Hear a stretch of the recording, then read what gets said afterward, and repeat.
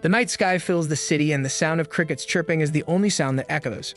Inside the house, someone keeps clicking the mouse incessantly. He has an action figure with generous and beautiful attributes of a female figure. The young man is playing and asks the healer to do something. The situation is tough and he needs help as soon as possible. His dedication and effort are so intense that the mouse might not survive. Even the keyboard is not spared. He is too immersed in the game and he doesn't notice the bluish glow emanating from one of the keys. The virtual enemy he was facing was finally defeated, making him celebrate. The game congratulates him for the result, showing a victory message. His virtual buddies are also happy because they believe they belong to the best guild in that game. One of them thanks the leader, as they were the first to defeat that new boss. Another buddy thanks him as well, looking forward to the next day's mission. The low-level mage is grateful for being taken along, even though she wasn't very useful. Amid all those compliments, the boy feels happy to be recognized by his virtual friends. The truth is, he laments not being that popular in real life too. Soon, reality hits him like a brick to the head. He is in his dark room alone. That sense of accomplishment fades as he realizes that is not his real life. He is not dedicated to his studies, he is not tall, he is shy, smelly, has pimples, liver cirrhosis despite being a teetotaler,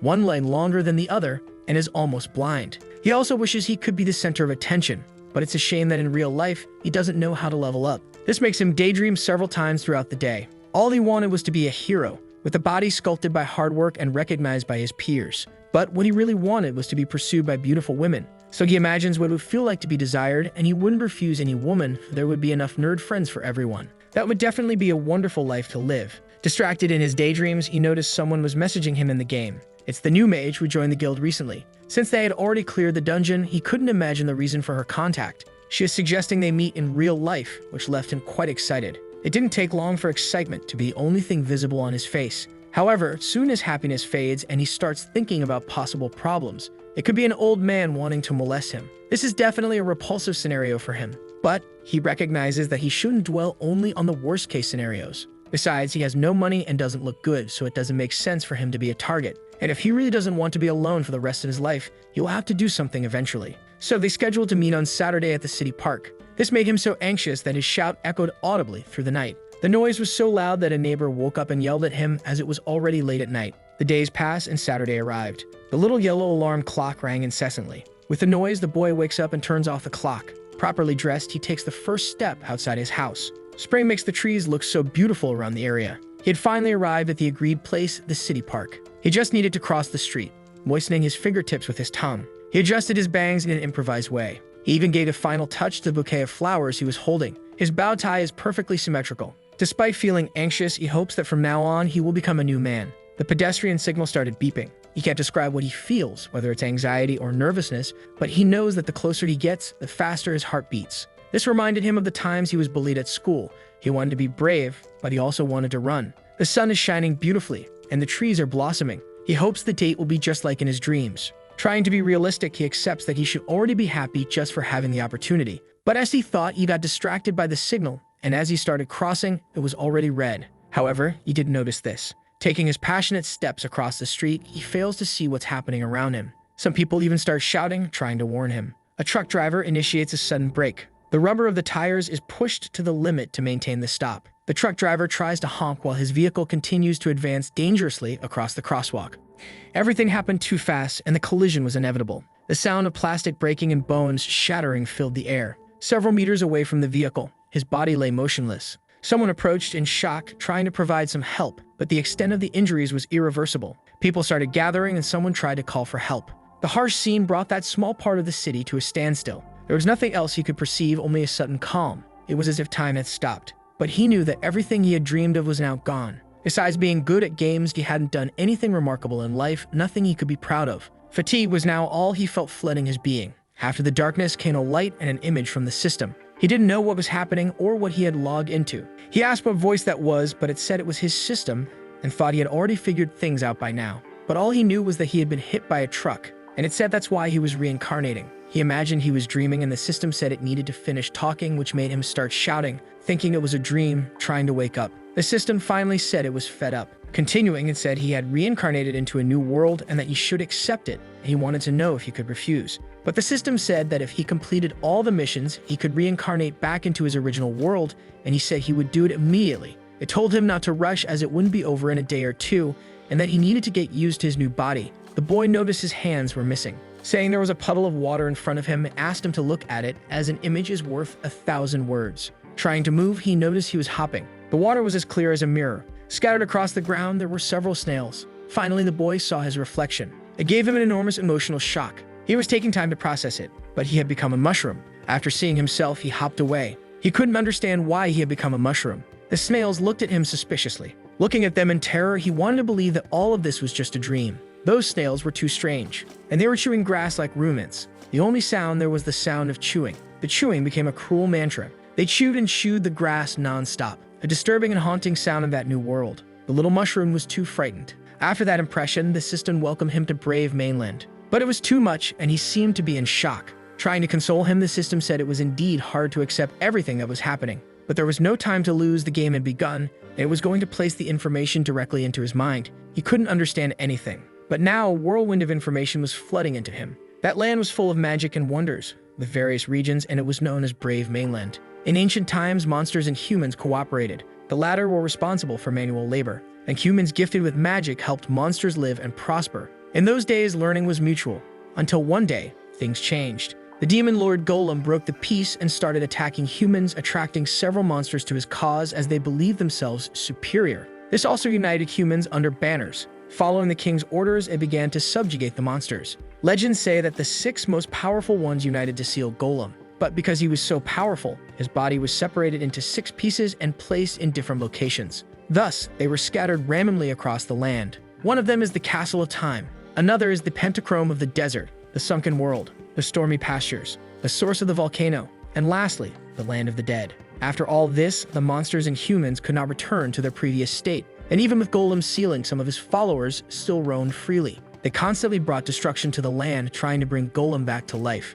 That's why he was reincarnated, to prevent Lord Golem from returning and destroying the land. Golem's followers had already begun preparations to break his seals. Time was running out. After the explanation, the system wanted to know if the player had any questions. He wanted to confirm if by preventing Golem's return, he would be able to go back to his world. And once again, the system confirmed it. This only made him more upset, as he wasn't one of the 6 most powerful. He was just a mushroom. Hopping in anger, he ended up slipping. The feeling of imbalance ran through his body. His mushroom body had fallen to the ground. The system asked him to wait and get used to the body, but it hoped he would learn quickly, because his first mission was about to begin. The boy made a tremendous effort to stand up. That only ended up leaving him exhausted. He complained to the system, saying that he could at least be a creature with limbs, but instead, he became a mushroom. Using all his strength, he tried to get up again. But he fell again and was already feeling hopeless about achieving anything if he couldn't even stand up. The system said the game would continue, whether the player was prepared or not. His first mission was to survive, and the reward would be either body toughness or limbs. Time began to count down, 3 seconds remaining, and the snails started fleeing.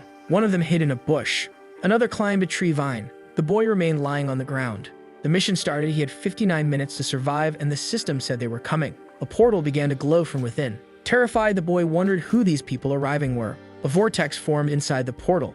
The countdown finally reached 0. It was soon possible to see a boot stepping out of it. A crowd of children entered, seeking destruction, as they wanted to complete the requirements to change classes and become brave. His small body started trembling with fear. The terror made him manage to get out of there, hopping a few times. Hiding behind the tree, he imagined that if they came there to kill monsters, he was in danger. A little boy wielded his stick, which granted him an additional attack point. With one strike, he sent a small snail flying. Grabbing a clawless-lined stick from his hand was worth it, as he managed to defeat a red snail in a single blow. Another boy removed the snail from its shell. Its shell trembled on the ground. Crushing one with a rock, the boy said it was better than his friend's stick. A green snail tried to escape that carnage. It tried to use all the speed it had, but ended up being caught by a hand. It looked back in terror. A sweet girl asked if it would be her companion when she became a beast tamer. Filled with hope, it let a smile escape. But she needed ingredients to change classes first. The snail was gutted alive by the girl. She stored its shell. Only 9 more were needed. That was a common storage pot with a capacity for 10 items. The mushroom watched all that, realizing that from the monster's perspective, humans were the true monsters. Unexpectedly, something happened in the garden. A boy was thrown against a rock. That blow ended his life. He was immediately teleported to the beginner's village. He lost his stick, as well as 100 experience points. The other children looked at what had happened. That was a level 3 Papa Snail riding a skateboard and having little patience with troublemakers. This one was different from the others, and the mushroom wondered why he could see its information and level. The system said that was his evaluation ability, and to understand it better, he should check his own status. That shell was one of the rarest for this task, and all the children wanted it. They wanted to kill it together and then decide who would keep the shell. But the children were unable to subdue it. One by one, they were defeated. Little by little, they disappeared, until the last of the weak ones fell to the ground. One of them remained behind and thanked the newcomers for weakening it, as now he would kill it. But the Papa Snail was furious beyond measure. That level 4 student sought revenge ever since he lost to the snail. The Papa Snail charged into battle with all its might. They were about to clash violently. Taking the opportunity, it bit the boy's foot. Its bite was fierce and impactful, but the boy merely shook his wild boar leather boots, which increased his defense by 5 points. The boy had prepared for 2 months, and the snail was without its skateboard, its speed weapon, and now with his sword, he was unbeatable for it. Tired, the snail spat but remained resolute. The mushroom knew that monster did it to protect its family, so he began cheering out loud for the Papa Snail. But it was to no avail. It was already dead. It was difficult but expected since it was the rarest ingredient. He finally obtained the Papa Snail's shell. That gave the boy 20 experience points. With that item, he could finally become a knight. In the face of all this, the mushroom trembled with fear. He had no hope of surviving and hoped someone would save him. A boy advanced cautiously through the forest. He heard something in those bushes, and it could be a family of snails. He gently parted the bushes with his hands. What they found there wasn't a snail, but rather a mushroom. They screamed in terror at their discovery. The mushroom was also terrified for having been found. It was his end. He was sure they would kill him. But the boys immediately fled, warning the others that there was a monster mushroom there. So he wondered if they were really afraid of him. The system confirmed it and instructed him to check his own attributes. Deciding to give it a chance, he commanded the attribute panel to open. He was a level 5 mushroom with a resurrection coin, 36 health, 22 mana, and he was a monster. Being level 5, he was the most powerful being there, because the strongest after him was a level 4 boy. A bit more enthusiastic, he wanted to see what abilities he had. He had 2, Appraisal and Mushroom Charge. Appraisal was what allowed him to see others' information, so the charge must be an attack since it didn't consume mana. Even though they were basic abilities, they gave him a chance to completely dominate the beginner's village. He thought he was playing on an impossible difficulty level, but now he believed everything would be easy. With the roles reversed, he began searching for his victims. He spotted some children killing snails. It was time for them to witness his power. Determined, he executed his attack ability. He managed to get 2 of the children. This made them collapse unconscious on the ground. The boy and the girl vanished from the area. The mushroom not only found it easy, but he also gained 5 experience points for each of them. But the other boy appeared, wondering what had happened. The mushroom turned to him maliciously. This wasn't the time for mushroom monsters. The boy was terrified. He climbed up a vine to try and escape. Fearful, he climbed the rope as high as he could. A monster of such a high level wasn't supposed to be there. Looking up, the mushroom didn't believe the height would protect the boy. Concentrating his strength, he jumped. His head managed to hit the vine. He tried again, only hitting the vine. This time, he attempted to grab it with his teeth. Not having hands was complicated, and it seemed he would have to wait for the boy to come down. He moved away from the platform, hopping. Then he entered the forest bushes. He continued hopping, searching for more targets. But a rock was thrown at him. It hit his head directly. Not only did he feel the pain of the impact, but he also lost 2 health points. Now he wanted to know who the reckless one was who had attacked the king of the forest. The boy had gathered with his friends. The strongest among them was at level 3. The boy called his friends, which could give him more experience, but it was also much more dangerous. He firmly leaped on the ground. That mushroom wasn't a common mushroom. In front of the boys, he executed his move. The mushroom charge was now underway. The shield of the chubby boy granted 8 defense points, and he managed to withstand the attack. But his shield broke, and he asked his friends to form a formation. The boy with the glasses and the girl would go on one side, and the one with the helmet on the other. The 2 began running away. Meanwhile, the boy with the helmet threw another rock at the mushroom. It was a critical hit, taking away 4 health points. Feeling that pain, he was determined not to forgive them. On the other side, more rocks were being prepared. The boy with glasses and the girl threw a barrage of stones. This strategy was also used by the boy with the helmet. Those rocks began hitting the mushroom. That was definitely hurting him. Each stone took away 2 health points, and his attack was still recharging. As soon as the cooldown ended, he attacked them once again. The chubby boy grabbed another shield. The mushroom was close to hitting them, but the chubby boy managed to protect them at the last moment. Wielding a sword, the boy with glasses charged for the attack. The other friends cheered for him to defeat the monster, but the mushroom managed to dodge the attack.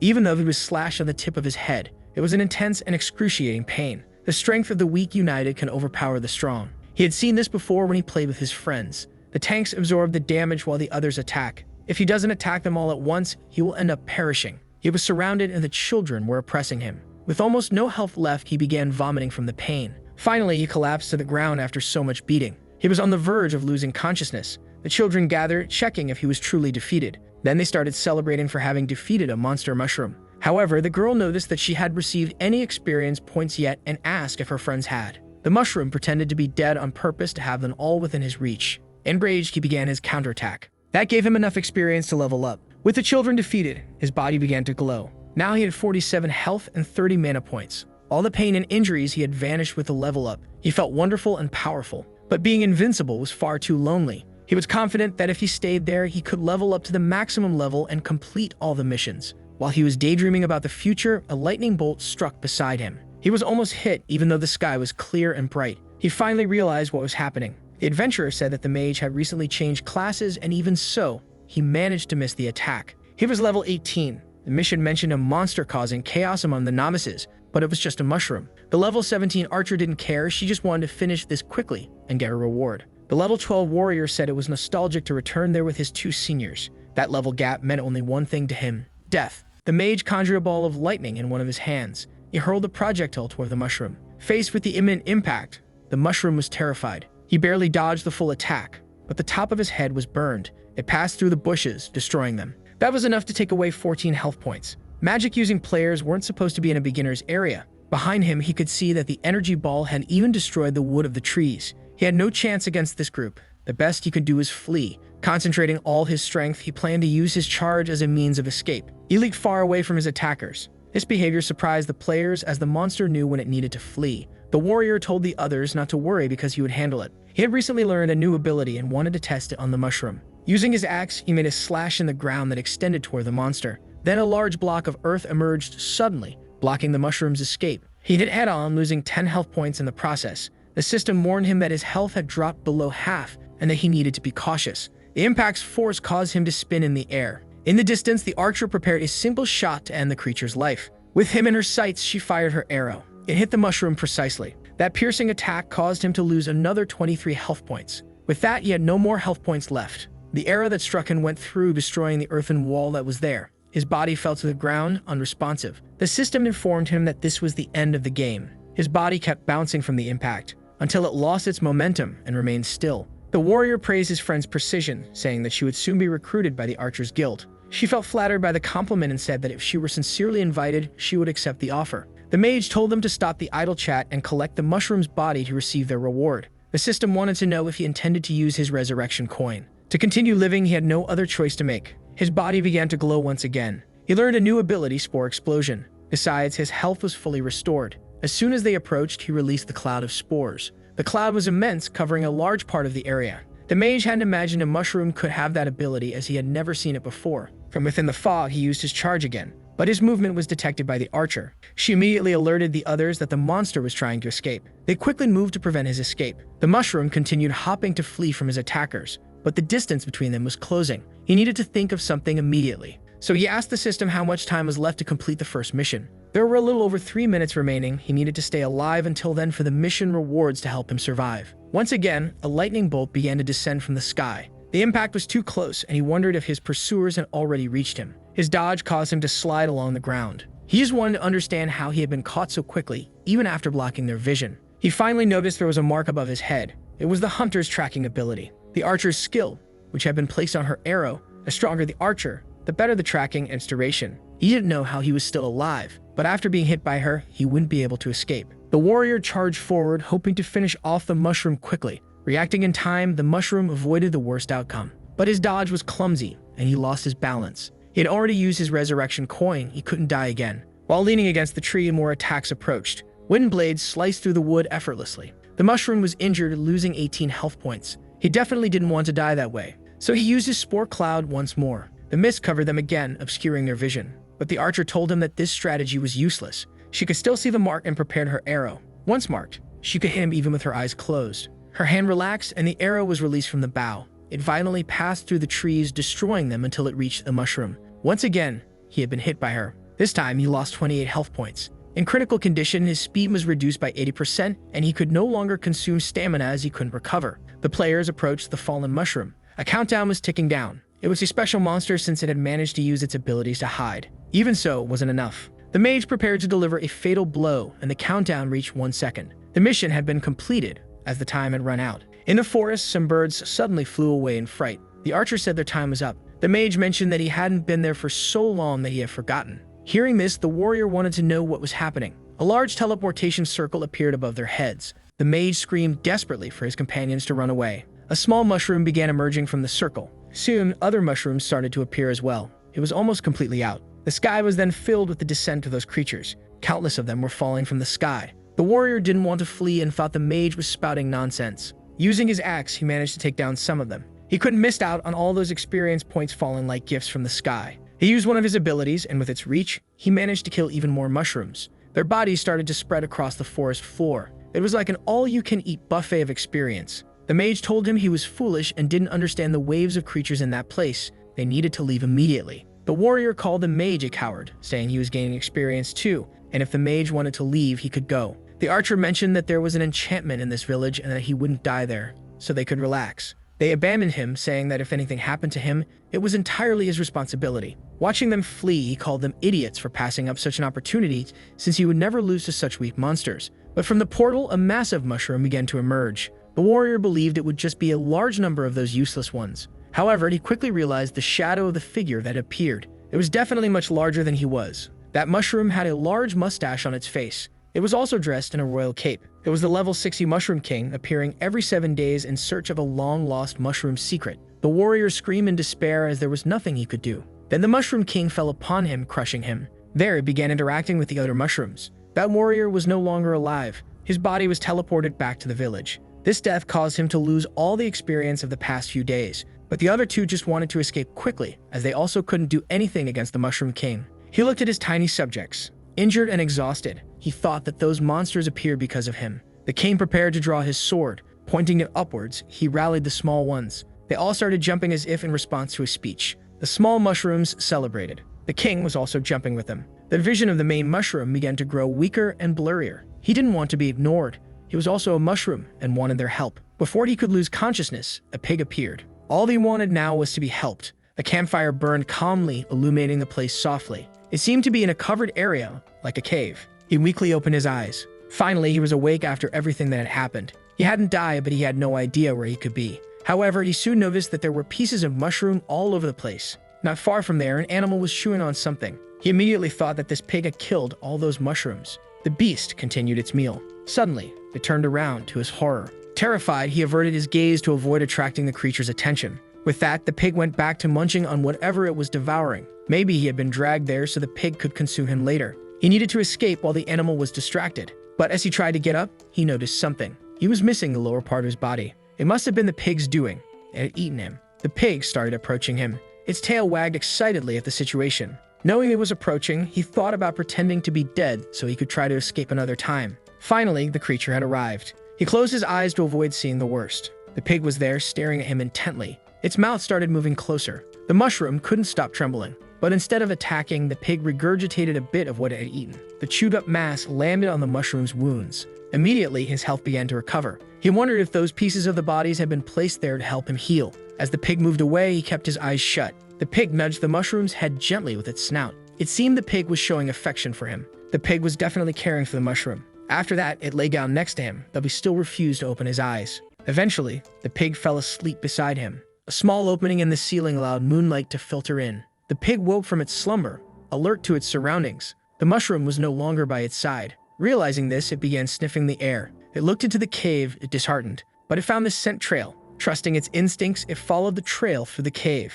As it advanced, it remembered something. This made it rush back along its path. It hurriedly moved its little feet. All of this was done to put out the campfire. The flames had now been extinguished. The mushroom did everything it could to continue its escape. If it had to die, it would rather fall to a boss's hands than a pig's mouth. As it fled, the ground trembled and it wondered if it was an earthquake. Looking back, it realized it was something worse. The pig was chasing after him relentlessly. The sight made him panic, unsure how to defend himself. It was getting closer and closer. No matter how hard he tried, he knew he wouldn't be able to outrun the pig. As a last resort, he used his spore explosion to obscure its vision. Faced with the spore cloud, the pig paused. The scene seemed to make it even happier. Patiently, it flared its nostrils. Then it started inhaling all the spores from the air. In a few seconds, the spores were gone, and the mushroom could be seen fleeing. That was definitely what it had wanted to find. As he fled, the mushroom was terrified again, fearing he would be eaten. He ran as fast as he could from the love-struck pig. Having no other options, he called for help from the system. The system responded promptly.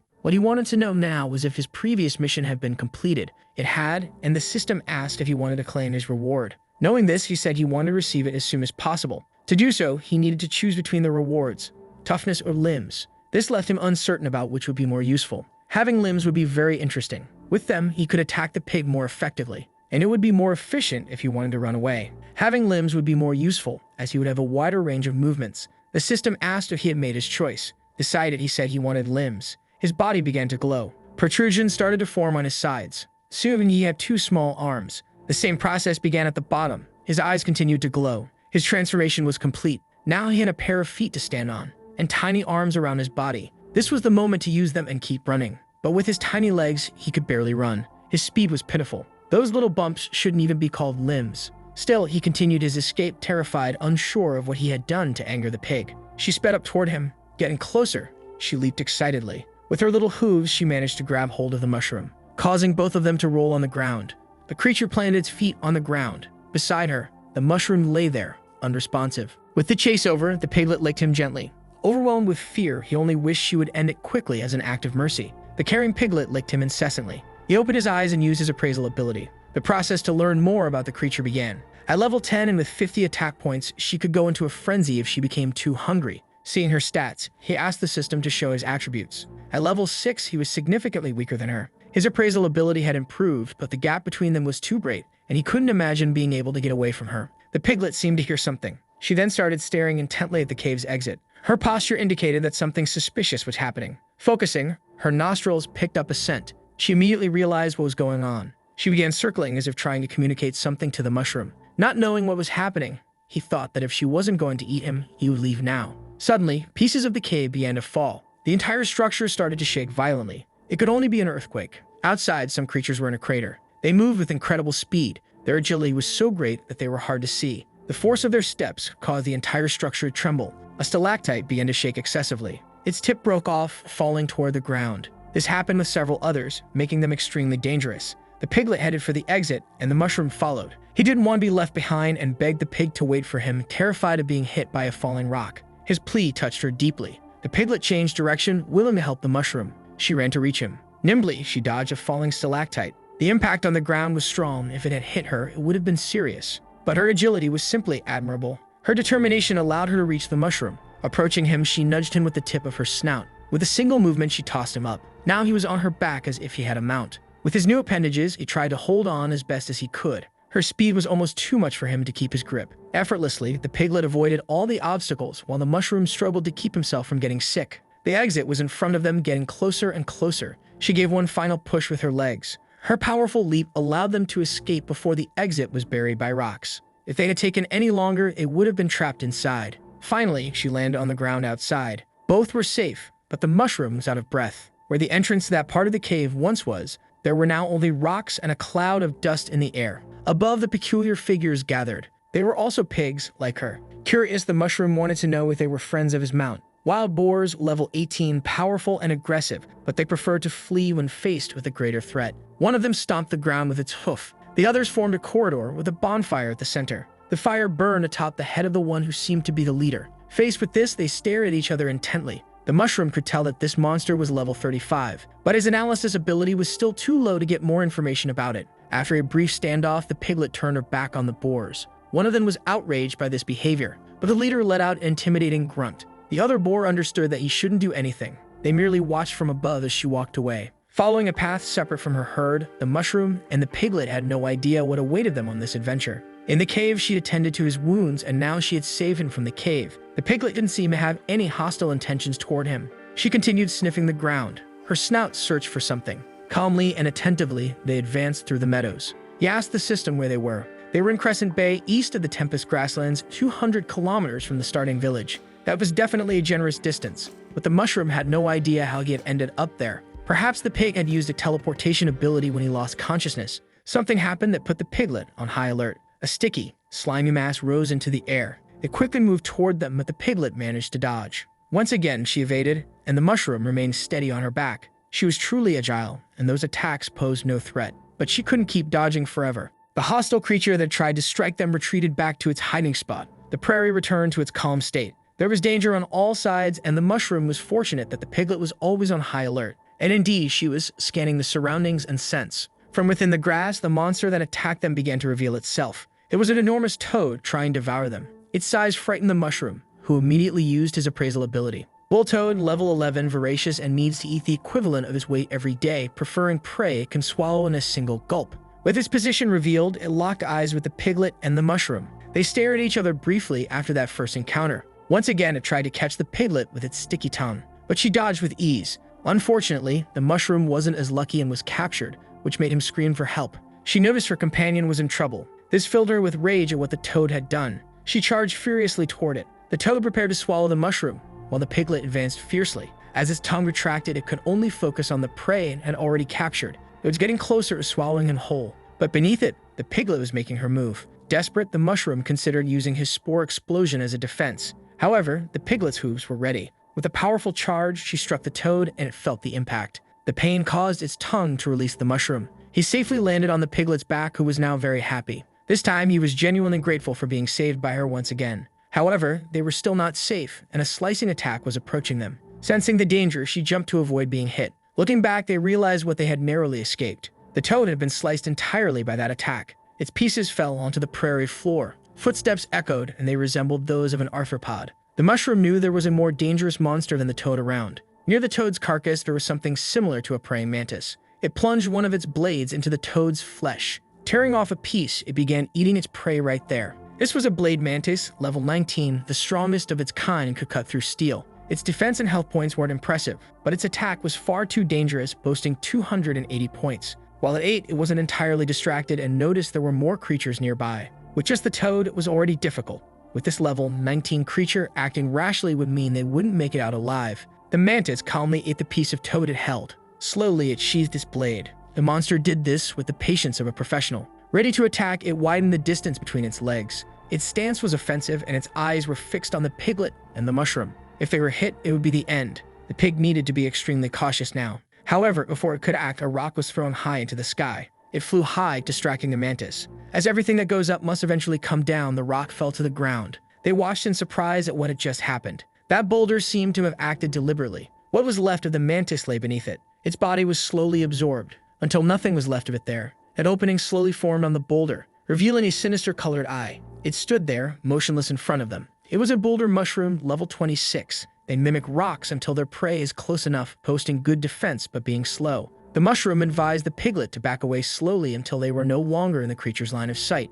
She followed his advice, moving slowly backward. The boulder remained still in the grass. Then it decided to return to hiding, transforming back into just another lone rock amidst the landscape. Continuing their journey, and the mushroom was reaching his limit. The piglet pushed him up the hill, but she was also exhausted. They walked a little further despite this. When they reached the nearest shade, they lay down on the grass, worn out. The piglet caught her breath while watching a dandelion. There were many of them around as she began observing them. This caused her to be momentarily distracted by their beauty. However, the mushroom wanted to know if it was safe to stay in that spot. Something catches his attention. The place is vast, the plain stretches to the sea, and there are enormous creatures flying in the sky. This world can be very dangerous, but it's beautiful in equal measure. While he was daydreaming, the system screen appeared in front of him. It informed him that this world resembles his own, with natural laws and its own ecosystem, and he imagined himself at the lowest part of the food chain. If it weren't for the piglet, he would already be dead, but he didn't want to give up.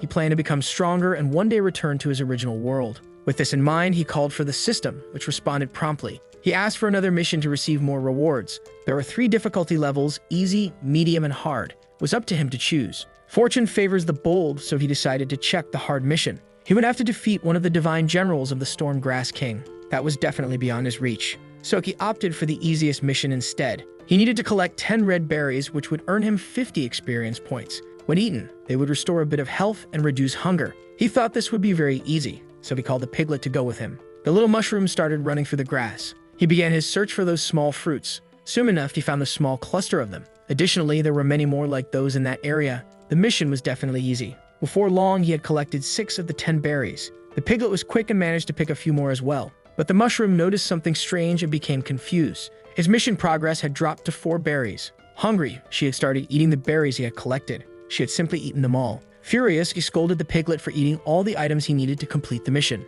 Enraged, he was determined to show her who was really in charge. He swung his hand swiftly toward the piglet, but his insignificant blow was absorbed by her and she didn't even notice it was an attack. She continued eating the berries calmly. Adjusting her position, she accidentally bumped into the mushroom, sending him flying. Feeling she had bumped into something, she looked back. Then she wagged her tail, happy to be with the mushroom. He was terrified.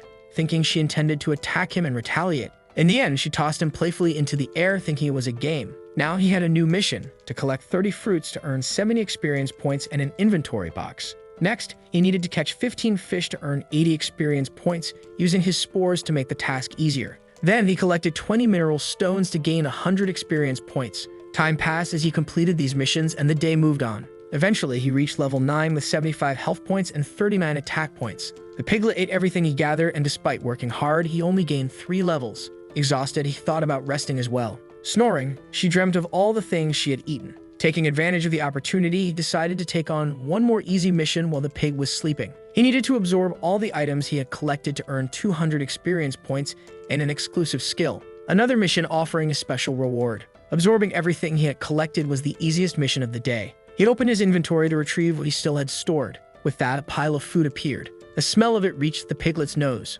This made her wake up immediately, wagging her tail in happiness. The mushroom told her she had already eaten plenty in the morning, and that this was his. Upon hearing his refusal, she looked disheartened. Just as he was about to eat the fruit, he glanced at her out of the corner of his eye. Feeling pity, he threw her the fruit he was about to eat. She had definitely been sad, but that small gesture lifted her mood. She danced with joy for receiving that fruit. Since he got a few extra items, he decided to give her the excess, but he asked her to eat sparingly because he didn't plan to give her more once she finished eating. Sitting under the tree's shade, they both ate. Taking a bite of the stone, he ended up fracturing one of his teeth. The truth was, he had no idea how to eat that stone, so he asked the system how he should do it. Reviewing the mission status, he realized he hadn't absorbed anything yet. This made him question if the system was tracking it correctly, as he had already eaten 5 berries in total. The system hinted that he should carefully consider what the mission was asking him to do. It was to absorb, not just eat the fruits. Finally, he realized that the absorption process might be different. That large mushroom from earlier had absorbed the mantis by sitting on it. Looking at his own underside, he wondered if he would have to do the same to absorb the items.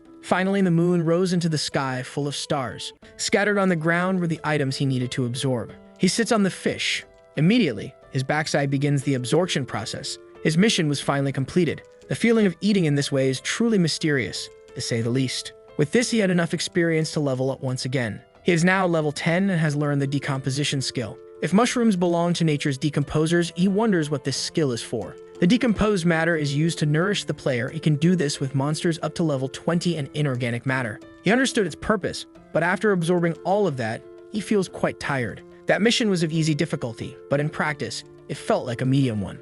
The little pig sleeps happily with her apple given by the mushroom. Watching her, he imagines they've done enough for the day. It was time to rest for the adventures that would begin at dawn. The day breaks, and the little pig is determined to eat all the apples she can find. His next mission is to kill 10 monsters from that region. His missions, although easy, are gradually becoming more challenging. However, he and the pig are now level 10. As long as the monsters are weaker, they won't have difficulties. So he called her over. As if she was satisfied, it was time to begin the mission. This world is still different from a game. Monsters don't just appear out of nowhere. While they walked, the pig's attention noticed something. Both she and the mushroom became alert. They had spotted the first target of the day. This small creature is a slime. It is at level 8 and can only be defeated when its heart is damaged. When it dies, it becomes a gel used as an ingredient in some medical recipes. They prepare to move towards the slime. With no time to lose, the time for the fight has come for both of them. The mushroom uses its charge, hitting the slime squarely. This causes it to be thrown across the grass. The impact's force left it disoriented. The mushroom believes that one more strike should be enough to finish off that creature. The little pig also advances. It's her turn to attack. Her strike is strong enough to make the creature explode. After that, she lands calmly on the ground. She turns majestically towards her mushroom companion. Such a display of strength left him shocked. Even though they are at the same level, he's nowhere near her abilities. But this filled him with anger. He had finally found a weak monster for the mission, and she stole the achievement that should have been his. However, the system counted that creature, and the tally had begun. Moreover, he received 9 experience points for it. The pig spits a stone from her mouth, and she threw it towards the mushroom, who looked at it suspiciously. With the stone in his hands, he started observing the object. The team stone, which had absorbed a lot of moon energy. When two recognize each other as a team, they share missions and experience. This stone was among those they had collected before. He and the little pig are a team now. He looks at his colleague, intrigued. The little pig seems a bit down about what happened. He apologized to her and promised to find something tasty for her to eat soon. With these simple words, a little pig's mood was restored. Immediately, she began to move through the forest. She looked everywhere as if searching for something. The mushroom only hopes she doesn't understand that by forming a team, all they will do is chase after food. But he chose not to think about it, as she had proven to be truly reliable. They had now destroyed 4 monsters. All they managed to kill were slimes, and they even had to flee from stronger monsters.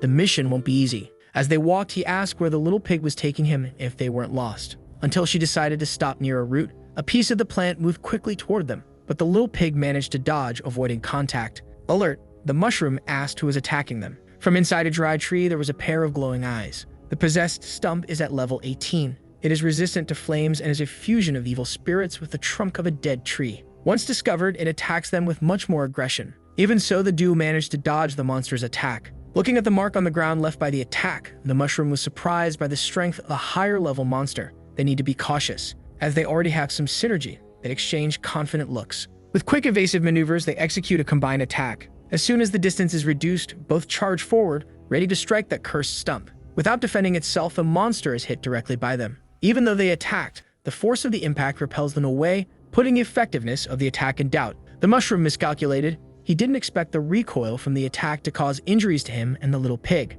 Worried, he looks to the side to see if the little pig managed to recover from the damage. The recoil was worse for her because her attack has a chance to stun the target. However, if its defense is too high, the attacker gets stunned instead. Meanwhile, the stump stands firm and strong, seemingly unscathed. Facing a monster 8 levels stronger than them is truly challenging. But this is no ordinary mushroom, and he has an idea. While he was thinking, the stump attacked again, this time targeting the little pig, who is out of combat due to being stunned. To block the view of the attack, he uses a spore explosion. The cloud obscures the vision, and amidst it, the mushroom manages to rescue his friend, who is still stunned. Soon, the mist begins to dissipate, and the stump searches for them. It looks around, unaware of what is happening. The mist finally clears, but it doesn't find them anywhere. Since it doesn't intend to search for them, it continues its way through the forest, ignoring the fact that they were there. Finding a spot among the bushes, it goes back to pretending to be just an innocent wooden stump. The mushroom is relieved that they are faster than it and manage to hide. The little pig is conscious again. Unfortunately, her nostrils pick up the smell of the spores.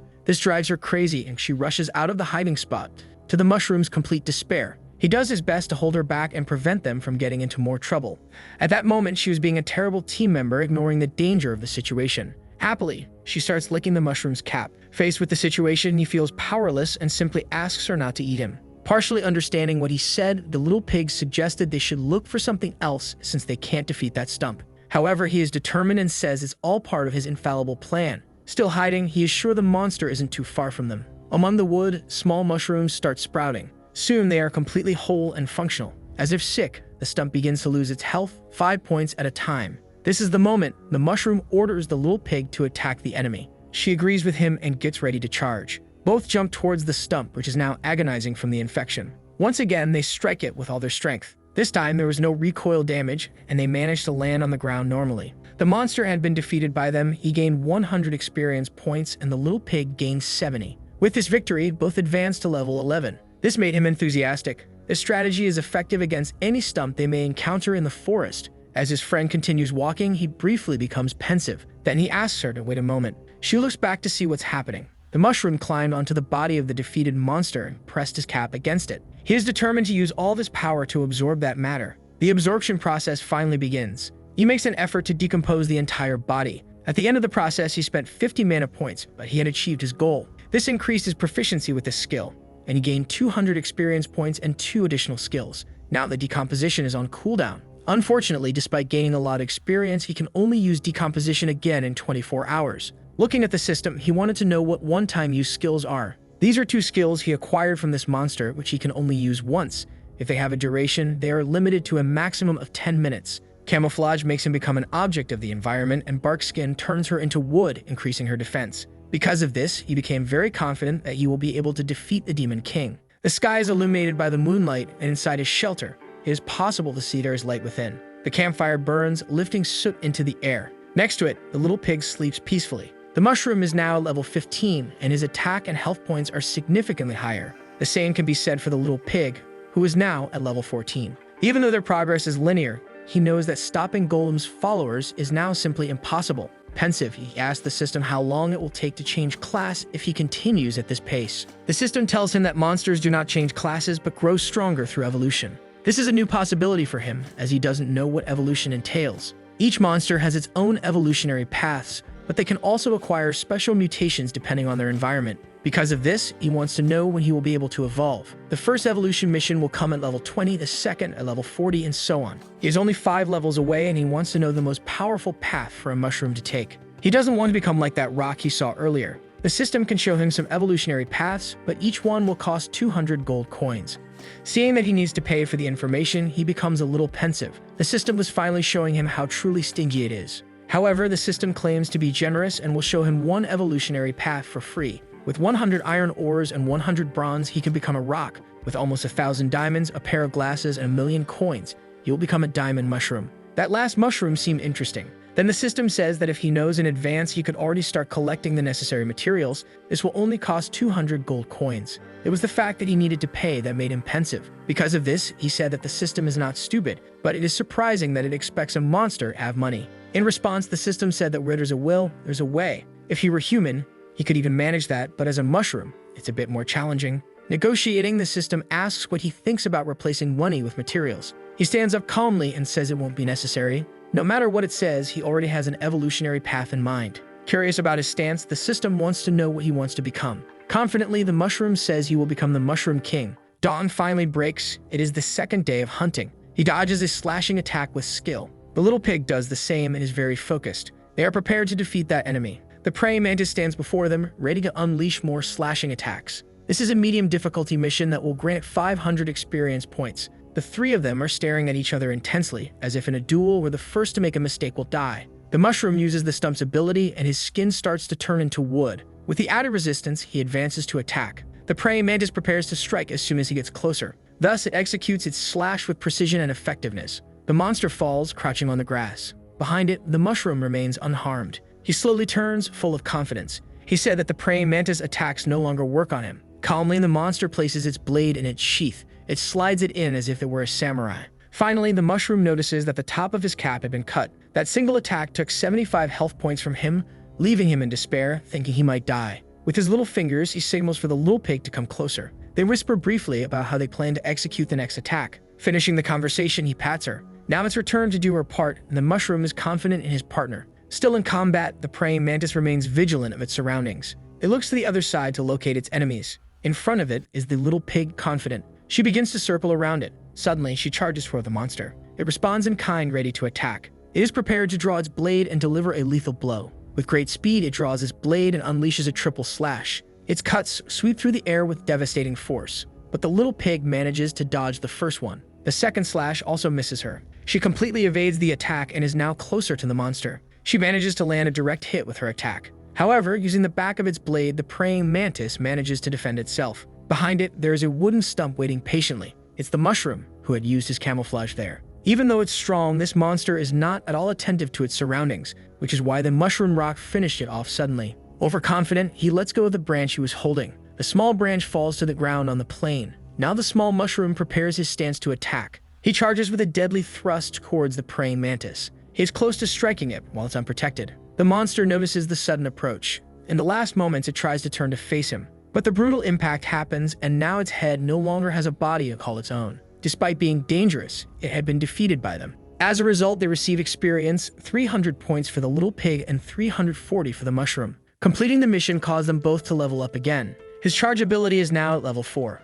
He boasts about being a professional player. With strategy, stronger monsters are not a challenge. So he asks the system for another medium difficulty mission. He must go to the Mushroom Kingdom, but the system warns him that the journey is long and he should be careful with his stamina, as if he exhausts it, he could be preyed upon by weak monsters. Curious about where this kingdom is located, he wanted to know if it was far from there. But the system says it's not that far, just 400 kilometers away. After hearing that, he looks at the road, deep in thought. It could only be the system messing with him. The system says there's no need to walk there and that it can tell him a faster way for a mere 200 coins. Ignoring the system, he looks at the little pig and says it's great to have her as company at times like these. That made her feel very proud of her abilities. The system remains silent after being ignored. So the day goes by, and he continues his journey to the Mushroom Kingdom. With much effort, they advance 20 kilometers towards the destination. His strategy was to place an apple in front of the little pig. But now she is exhausted after so much walking. Walking this way is too tiring, and he only has 33 stamina points left. At this rate, the system says he can only walk another 18 kilometers before his stamina runs out. He needs to rest. Even with the help of the little pig, they didn't get very far, and she only has 12 stamina points left. He should have expected this to happen since the mission is of medium difficulty. It wouldn't be easy. The system says he cannot cancel a mission once accepted, but maybe he could think of another way to get there. Unfortunately, he doesn't have the money to pay the system and cheekily asks if he could receive a freebie, but the system says it won't give any tips until it's paid, even knowing he doesn't have money. He just wants to know who was the smart one who made it, so he needed money to use the system. The system suggests that the player explore his skills. He might discover something new. That's indeed an interesting tip. So the mushroom started thinking about what he could do. While he was thinking, something moved quickly. An impact occurred on the ground, raising debris into the air. Both he and the little pig are anxious as they don't know what's happening. From the dust cloud, a staff emerges. 2 people are there now, and they seem to be mages. They are definitely humans. With his assessment, he discovers that the hooded figure is at level 28. It seems to be the same mage from before, and now he is much stronger. The mushroom worked hard and is still only at level 16.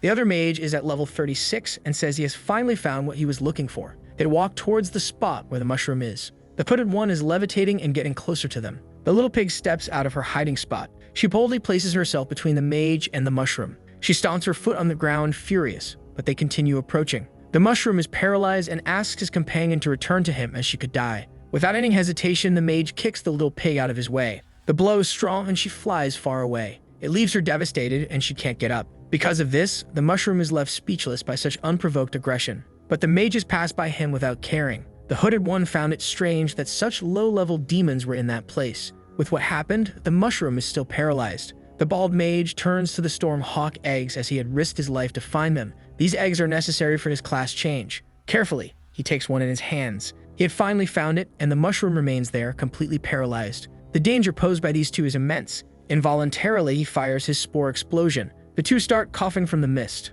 The bald one didn't expect the mushroom to be able to perform this skill. His companion said he had seen one do that before, but they needed to leave quickly as the place is very dangerous. Recovered, the little pig starts running towards them again, filled with rage. Her attack is set, ready to hit either of the two. She leaps furiously at them. Now the little pig is almost about to strike the bald one. However, the tip of his staff begins to glow. Mysteriously, he vanished from her sight. The little pig was left confused, but it was too late to stop her attack. Thus, she collided with the stone in front of her. The impact left her stunned once again, and she fell onto the small tree into the hawk's nest. She is now lying on one of the remaining eggs, but she is completely unaware of what is happening there.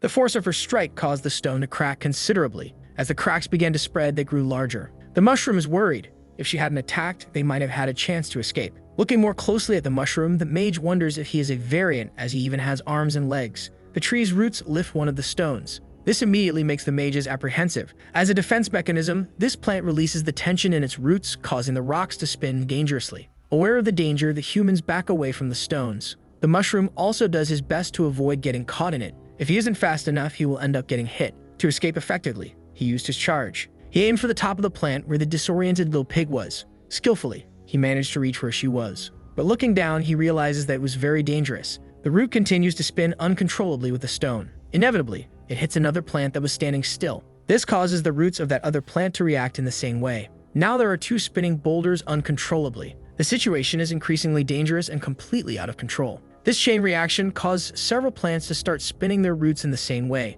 Trapped in that place, the bald mage casts a spell to protect himself from the impacts. The other does the same, worried about the possibility of being hit. A random little creature passing by was struck by a boulder. It definitely won't be going home today. One of the spinning plants begins to twist again. Slowly, the stones it was spinning return to their original positions. Its root intertwines once more, and among its stones there is a poor creature. The roots immediately begin to consume that body. After the danger passes, they return to normal, and the little creature's body is already dried out. This scene made the mushroom realize the extent of the danger he had faced. Meanwhile, the little pig remains disoriented beside him. The bald mage is not at all pleased with what just happened. Realizing the situation, the mushroom looks in their direction. The hooded one is already prepared to use his lightning. Even though he had protected himself, the bald mage took some damage, which made him furious. The same can be said for the hooded one, who now has fewer teeth in his mouth. Someone would pay the price for this, and the mushroom realizes he will be the target. The humans advance toward him, ready to cause harm. But high in the sky, a flying creature announces its arrival. This is enough to make both of them realize that it might not be worth staying there.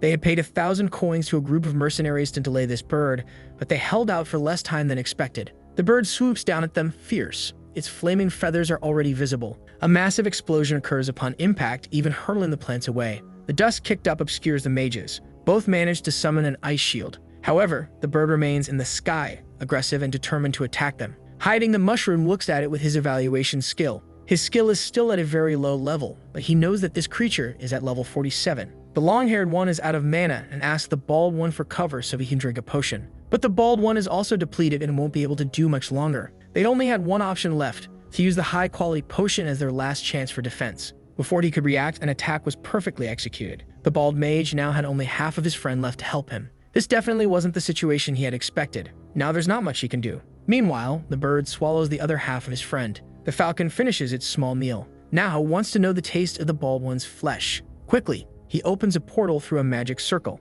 He grabs the largest potion and opens it promptly. The bald mage drinks its contents hurriedly. The falcon approaches him, eager for a snack. He had already accepted his defeat, but won't allow it to be easy. The falcon's dangerous claws draw near, ready. To protect himself, he places the hawk's egg in front of its attack. The bird immediately halts as it knows its offspring is at risk. The brief proximity caused his clothes to burn, and he was pushed back. His whole body trembles from the pressure of the attack that didn't even fully land. This caused him to spit out a bit of blood. It's said that high-level monsters are intelligent, and it seems that's true. The bald mage threatens the creature, saying he will break the egg if he feels threatened. This left the falcon in a vulnerable position. Wielding his staff, he summons a lightning spell.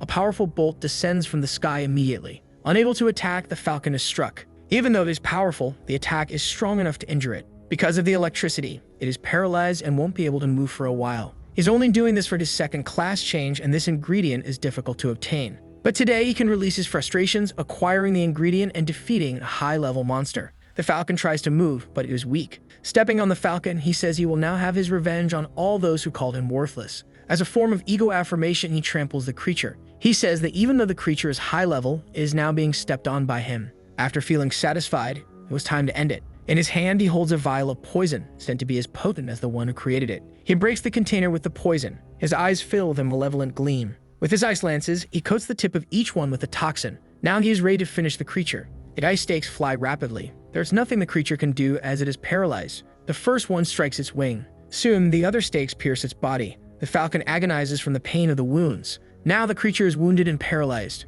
It wasn't enough, but if he attacks more, the falcon will eventually die. With almost no strength left in his body, the beast looks at the egg in the bald man's hands. The stone in his staff begins to glow intensely. The man promises that after he finishes off the bird, he will crush all its eggs. Though unable to move, the falcon cries out in rage. From the sky, the lightning is being prepared. Not far away, the mushroom's camouflage had worn off. The bald man is confident that his life is finally going to change for the better, but he is suddenly struck in the neck by an unexpected attack. It was the mushroom who hit him with his charge. The staff stopped blowing, canceling the attack. As a result, the egg in his hands is flung into the air. The falcon looks desperately at its offspring, unable to save it, but the small mushroom manages to prevent it from hitting the ground. This gave the falcon relief as the egg is finally safe. The falcon also knows this, and now the situation is different. It manages to move one of its wings. With it, it strikes the bald man who cannot defend himself. It was enough to send him flying far from there. He is now leaning against a rock, almost out of strength. He has no idea what happened,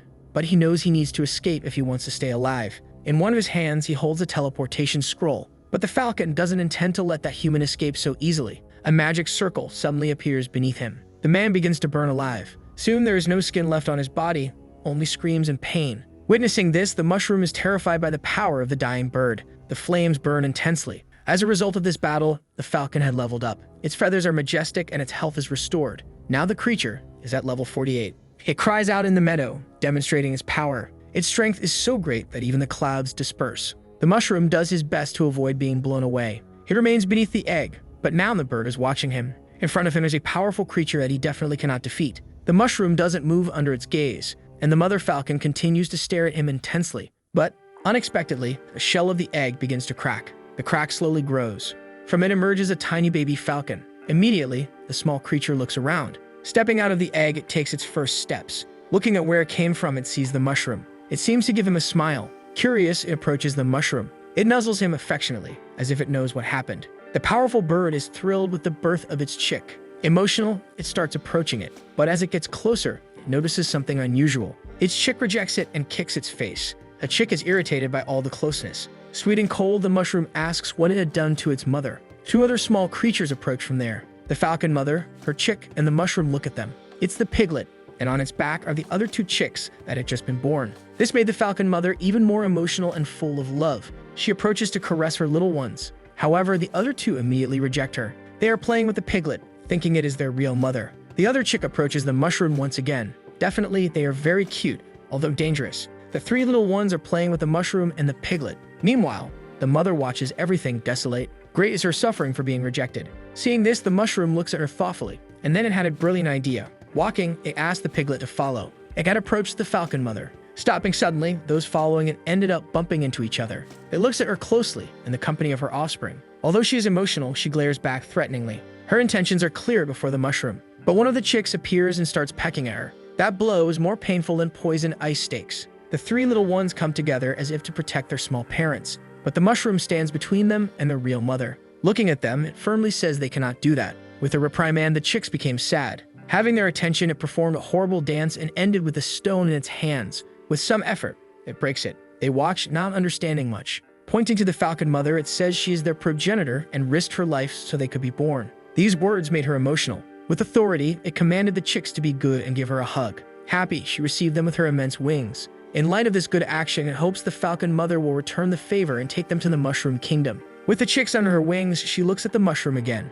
Her gaze remains extremely threatening. Now it feels a bit uncertain about its strategy and hopes she will consider being grateful to it. But all she does is turn around and leave. Desolate, the mushroom still hopes she will take them to the mushroom kingdom. However, all it sees is them moving away into the horizon. In the distance, the chicks look back. The falcon mother does the same, with her intimidating gaze. She says the mushroom is bold as it is a low-level monster and wants to give her orders. It did not expect that creature to be able to speak, and more than that, by its voice, it is clearly a male. Concern weighs on it brutally, and the small mushroom starts to sway cold. The falcon steps in its direction. He wants to know what qualifications the mushroom has to make demands before him. Walking, it felt there was something wrong with its body. The bird ended up spitting some blood. Its chicks watched the scene worried. It seems its wounds were too extensive and it begins to tremble, until his body succumbs and falls to the ground. This unexpected result left everyone worried. The little chicks approach the falcon. The bird is so weakened it can barely keep its eyes open. Worried, it looks at the mushroom and the piglet as if they were wrongdoers. As hours passed, night fell over the prairie.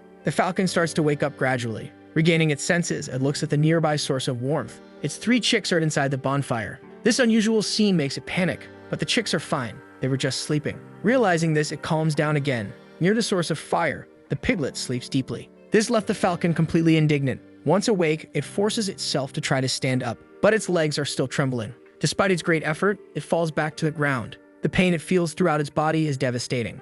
Not even leveling up was able to cleanse its body of that synthetic toxin. Close to it, it heard the sound of some flasks clinking. The creature looks intrigued at the source of the sound. The mushroom, with its small hands, pulls some things from its bag. On the ground before it, there are various items and gold coins too. Seeing all that, the falcon addresses the mushroom. With a mischievous smile, it says the bird has finally woken up. Then it starts walking towards him with a vial in hand. As a cautious creature, the bird immediately became wary of the mushroom. It simply ignored her and forced the contents of the vial down her throat. That was hateful. It didn't even have the strength to resist the actions of a low-level monster. However, it immediately felt something change. That potion made its stamina gradually increase. It was good the falcon hadn't eaten the entire body of one of them, for there was the antidote, but it would take time to take effect, so it should rest. Knowing the situation was unusual, it asked why the mushroom had saved it, but it says that if it hadn't done that, there would be no one to take care of his offspring. And thanks to what it did, they are all safe there. The falcon looks at its chicks, moved. Even with the antidote administered, it still struggles to stand.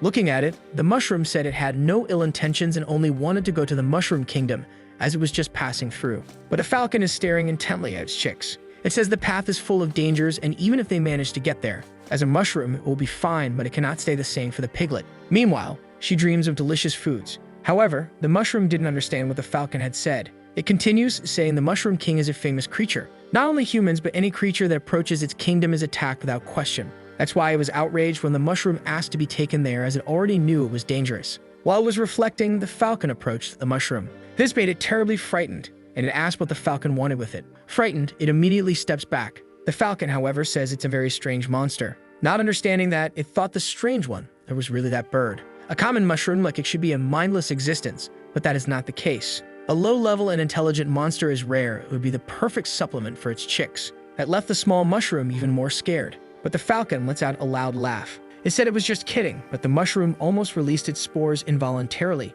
It's not like humans, who destroy everything just to satisfy their selfish desires. The mushroom knows they once lived peacefully in the past and wants to know why they don't return to those days. Humans only need the eggshells, but they break them before they hatch. That's how it lost all its previous broods. Even in other worlds, humans remain despicable. Just remembering this fills the falcon with rage. It made it scream again, and a flaming aura enveloped its entire body. Even so, its brood sleeps peacefully. It looks at them, worried. This time, its brood only survived because of the mushroom, and for that, it thanks it. Frightened by that reaction, it said it's no problem at all. That way, it would take it to the Mushroom Kingdom the next day, so it asked it to rest well. Alright was already thinking about resting, but it finally realizes what the falcon had said. All happy, it wants to know if the falcon will really take them to the Mushroom Kingdom. It indeed will, but it's better to shut up before it changes its mind. Excited, it asked the bird to sleep because there are still some things to do before it can rest. Suspicious, the bird looks at it, wanting to know what that small creature is plotting. There are many ingredients there, and it should taste some before leaving. In its hands is some gel from the slimes it captured. It adds it to the potion it's making. Next to the dish, it placed a stone. Calmly, it climbed it with its small legs. To prepare, it started swinging its large bag. Touching its rear to the liquid, it used the decomposition skill. That way, it began to absorb everything there. It required a lot of effort, even though it was simple. Then it started to vomit a liquid into a vial. It was so disgusting the bird couldn't wash without having a reaction. From its mouth, a bit of vomit dripped, and its rear is wet from that potion. It calmly approached the bird, saying they would need a lot from it and that this is a stamina potion. Just imagining drinking that makes the bird burn with disgust. Now it has some items, a teleportation scroll, almost 500 coins, and several potions. At dawn the next day, the falcon is already in the air. He flies smoothly, and in his claws are the mushroom and the piglet. The mushroom asks his friend not to be afraid and to listen to everything he says as soon as they arrive. She agrees with a friendly grunt. The falcon says they are close and should prepare to land. He begins his descent toward the ground. The mushroom is terrified, while the piglet enjoys the sensation. Thus, they get closer and closer to the ground. The mushroom could barely handle the excitement of descending. His friend, on the other hand, is fascinated by the landscape. Recovering himself, he finally sees the Mushroom Kingdom. The place is large and surrounded by protective walls. The kingdom stretches over a vast circular area. As it gets closer, the falcon notices they are being attacked. To evade it, he asks his passengers to hold on tight. They momentarily hug at this command. Soon, the falcon begins to descend even faster. A jet that appears to be made of mud almost hits them, but the bird fills its mouth prepared to defend itself. It unleashes a powerful burst of magical fire. The impact prevents them from being hit. The little mushroom wants to know what's attacking them. The falcon's response is categorical. They are his kind. Hovering in the air, the smoke from the impact dissipates. Below them, it is possible to see creatures on the walls. Several mushrooms are positioned there like artillery. The mage is ready to act, and the small mushrooms go to their positions.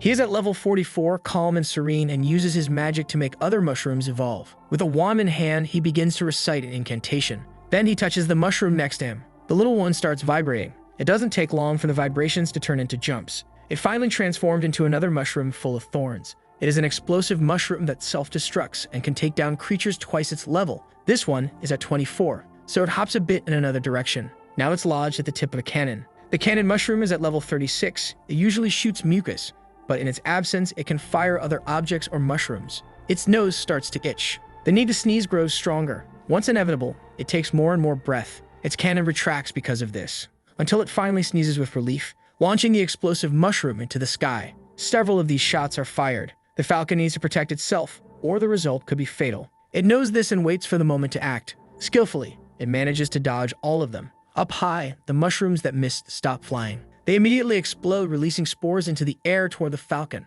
That sudden spore explosion forces the falcon to take urgent evasive measures. To trigger self-destruction, the mushroom needs to pull a lever on its body. Once done, it starts glowing as if engulfed by a great heat. These are the creatures he needs to dodge, and there's one dangerously close. The situation forces the falcon to use a magical ability once again, creating a wall of fire. This way, he manages to prevent all the spores from hitting him. His magic lasts long enough not only to protect him, but its formation serves as a distraction for him to continue fleeing. They had already passed through the outer layer, and he will leave them in the inner layer. After that, they are on their own. However, they didn't hear anything because they are completely stunned by the falcon's evasive maneuvers. Quickly, he is already approaching the destination point. That's when he realizes something is wrong. The closer he gets to the city, the more he senses the imminent danger. This makes him halt his progression. Stammering, the mushroom wants to know if they have reached their destination. Unfortunately, he can only take them this far. If he goes any further, he certainly won't be able to return. Faced with this, the mushroom wants to know where they are. Without an answer, it felt the falcon's claws dropping him in the air. For a brief moment, they didn't understand anything that was happening.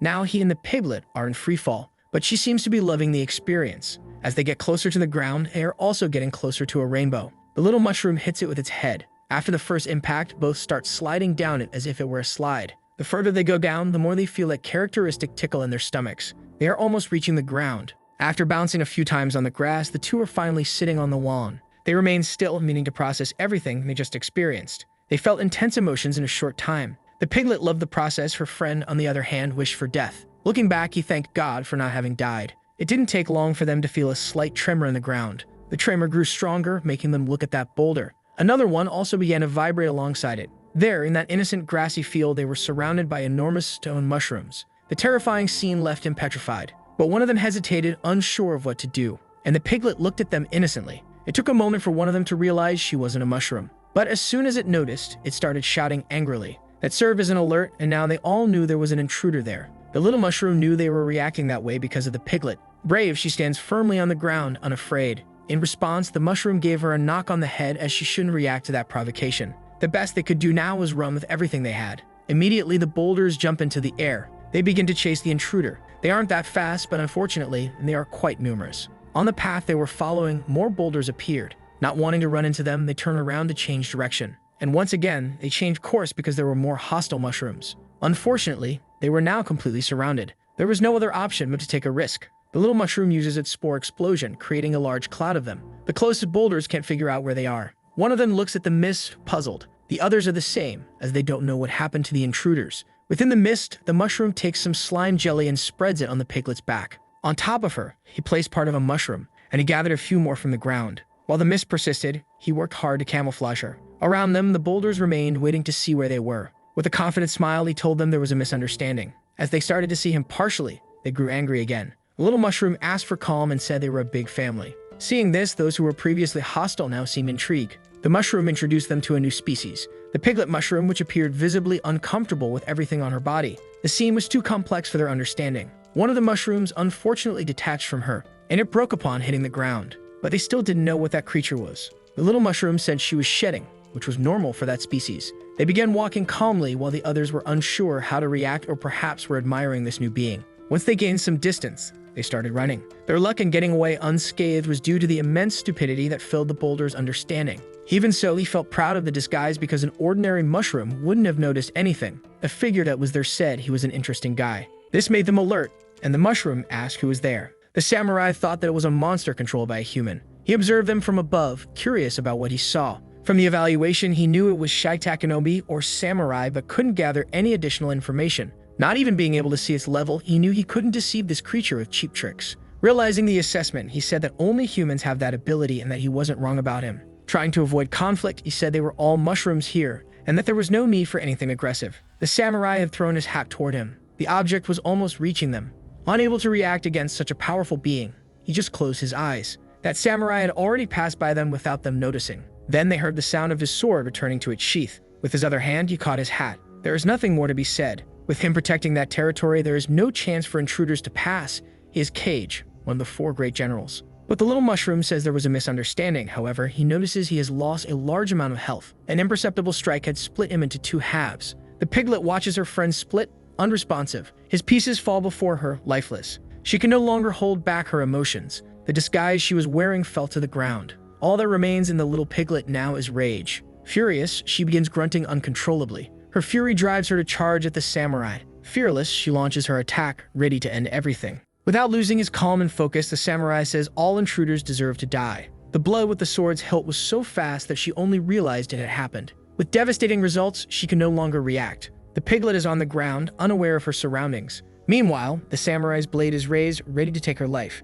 He places both hands on his sword, preparing to execute. Focused, he is ready to end the creature's suffering. However, by a twist of fate, he hears a trumpet being blown. The sound echoes throughout the area, catching his attention. This is not an ordinary call, and the samurai needs to hurry. He immediately forgets what he was about to do and returns to the city center. The ground begins to shake intensely. Even the boulders respond to the trumpet's call. They do their best to move quickly. On the grassy field, only the unconscious piglet and the 2 halves of the mushroom remain. His small body still lies motionless. However, soon the space between them begins to fill. This way, his small body rejoins. He had come back to life without understanding how. Even so, he is sure that he had died and that he no longer had any resurrection coins. Regaining his senses, he realizes the piglet is unconscious.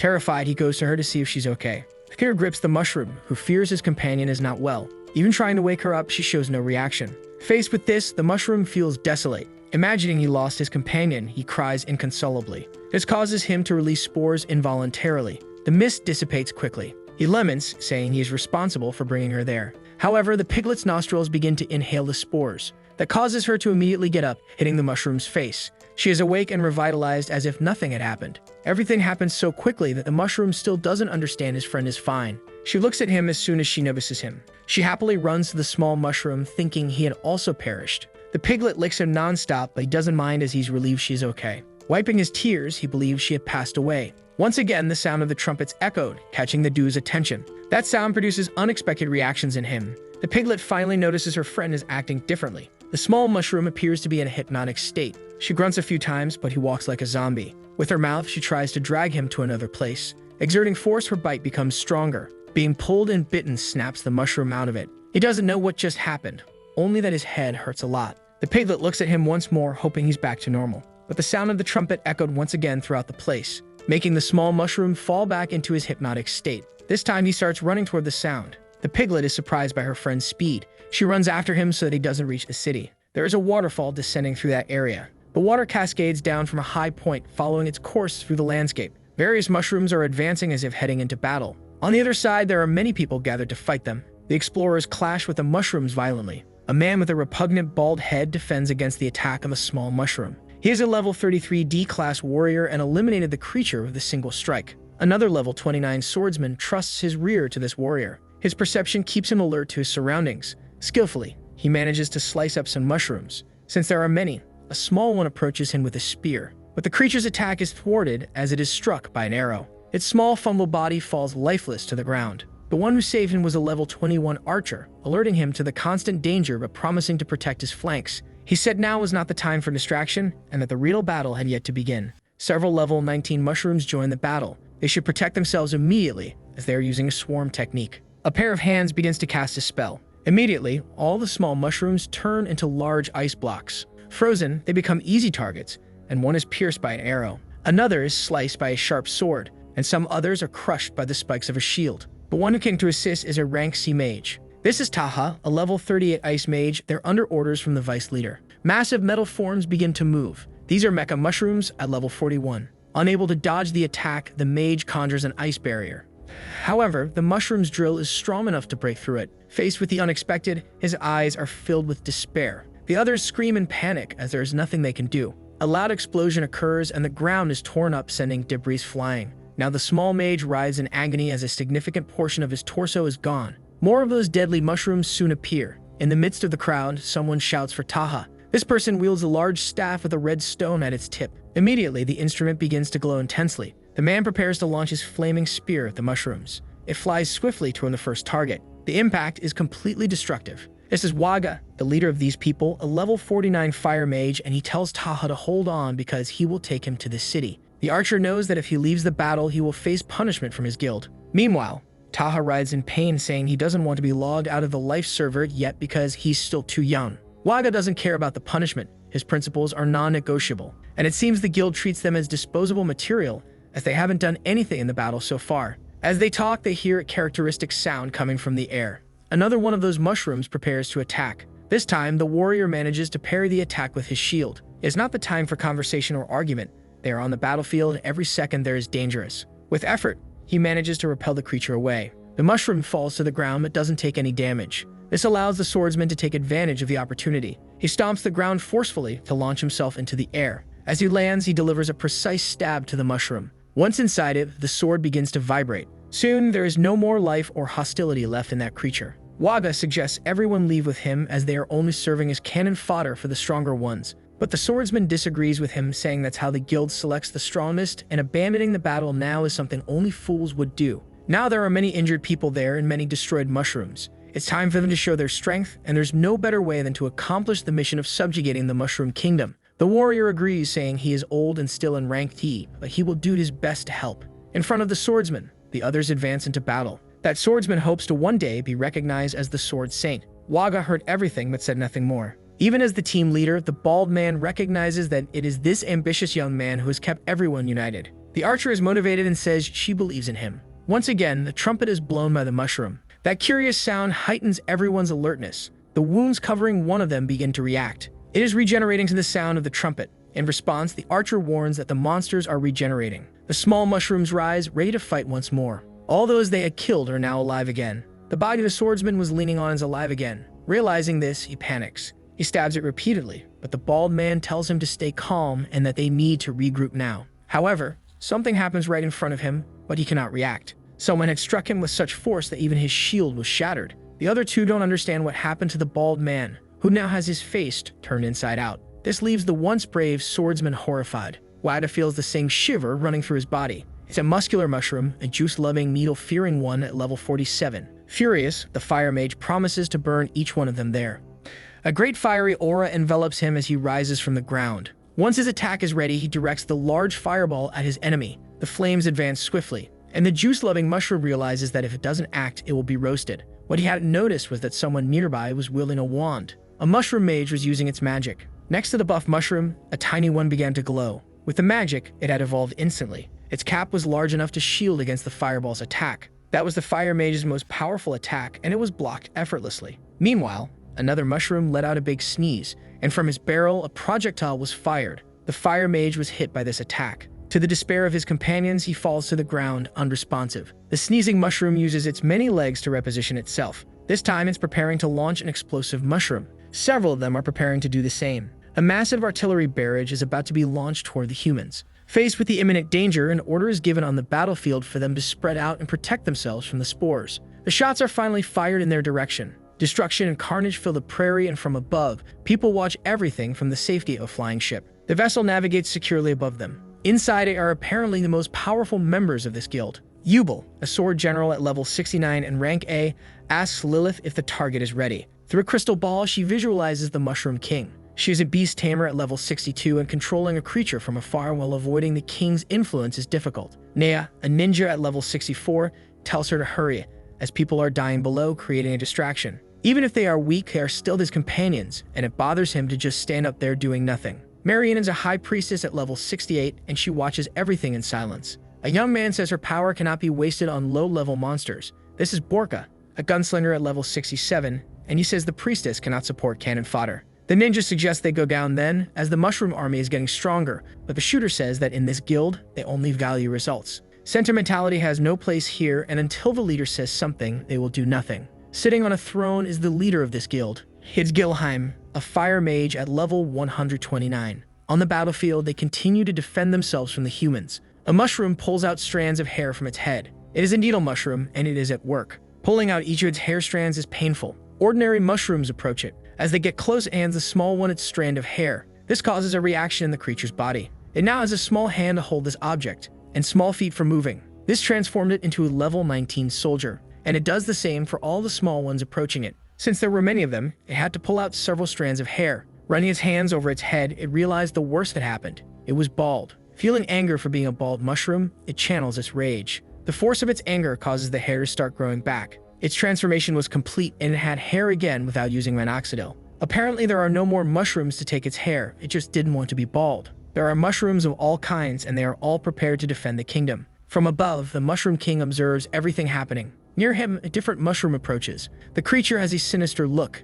It's an assassin at level 27. Close to the king, it uses its charge attack. This sudden movement makes the king look at it. With this attack, it managed to destroy something. This action was seen through the crystal ball. The tamer managed to destroy the Mushroom King's secret treasure. Knowing this, the leader declared that they could now descend to the battlefield to fight. In unison, they obey the leader's command. The mysterious object now lies shattered on the ground. This enraged the Mushroom King. In response, the assassin smiles maliciously. It leaps wildly around the area, taking down more creatures, until it is subdued and brought before the king. It seems they are accusing it of something. Before it could do anything, the creatures are struck by a barrage of shots. The assassin's body falls to the ground, lifeless. Through the now perforated body, it's clear who was responsible for the shots. This is Bo, one of the Mushroom Generals who does not tolerate rebellions and uprisings. In response, the Mushroom King remains silent. Behind him is a camouflaged creature. This chameleon has a small blade on its tongue. Stealthily, it attacks the king from behind. But its attack is blocked by a barrage of slashes.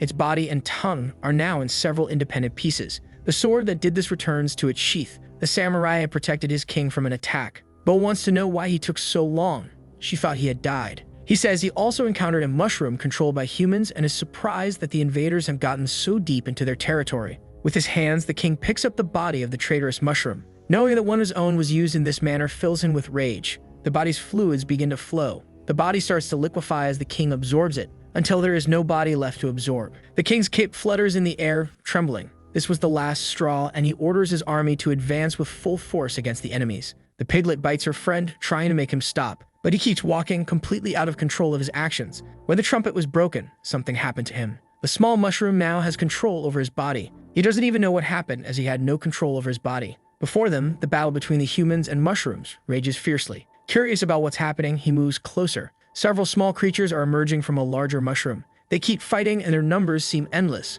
The human army is weakening. Watching, he realizes the battle is enormous and that there is a wide variety of mushrooms. From a distance, he hopes the creatures will be able to subdue the humans. As the battle progresses, more and more humans are defeated. Even though they are small, they can be cruel. The juice-using creature channels its trembo rage against the humans. There are so many monsters that survival is a challenge. Paralyzed, the swordsman says he doesn't want to die. But his mind is collapsing, shattered like his sword. He no longer wants to be brave. He just wants to stay alive. Before him, the strongest of the guild finally descend. They have finally joined the battle. He looks at them, still in disbelief. After so much suffering, the experts have finally entered the conflict. The blonde asks the high priestess to withdraw the army from there, so there's no risk of friendly fire. The tamer prepares for battle. The shooter says nothing, just whistles calmly. The ninja says that everyone has done enough, and now it's up to them to resolve the situation. Full of splendor, the high priestess prepares her spell. Holding her staff, it glows vigorously. The light begins to spread across the battlefield. It's a mass teleportation spell. The swordsman who had given up is caught by the magic.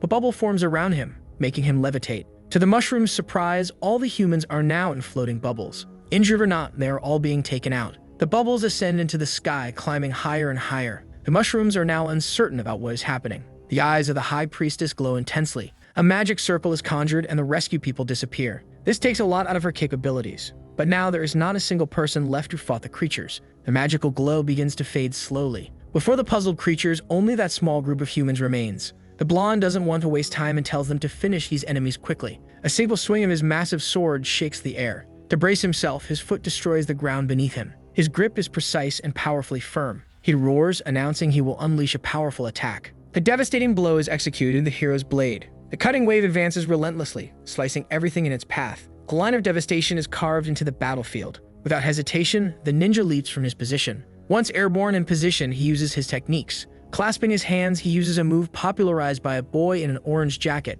The number of ninjas in the air begins to multiply, until there are many of them. He wields a whirlpool shuriken that grants 25 attack points. Throwing it toward the creatures, he creates a storm of cutting steel. As if that weren't enough, the shurikens multiply.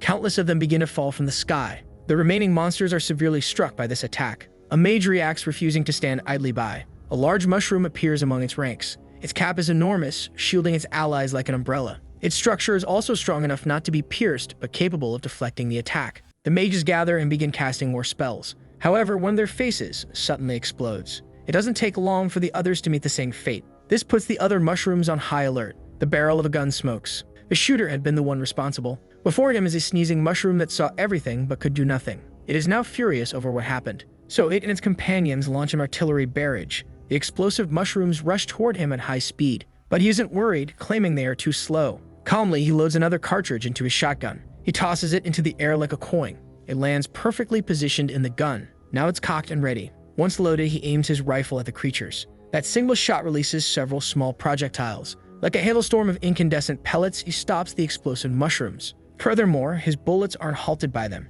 They continue on their course toward the sneezers. There is nothing they can do, and their bodies are shredded. This causes them to catch fire, losing life constantly. The others on the battlefield advance fiercely against the humans. The tamer has makeup in her hands. She spreads a bit of it over her face. When she finishes, she closes the container holding the powder. In her hands is a small bag. She opens it, searching for something. Looking inside her bag, she says it's time for a snack. From within, a menacing growl is heard. A clawed hand emerges from the bag, reaching for the creatures. Clenching its fingers, it grabs a large handful of them. The mushrooms that weren't stunned by the impact were captured by that grip. Swiftly, the hand returns to the bag. From inside, an audible burp is heard. Hidden, the small mushroom and his piglet friend watch everything. She had fallen asleep, but he observed it all and is now anxious. It seemed like a massacre, high-level players destroying small, irrelevant monsters. The blonde knows everyone must prepare and start targeting the Mushroom King. Once again, he swings his sword to unleash a powerful slash. Behind him, the ninja does the same, repeating the attack. With his rifle in hand, the shooter also takes aim at the king.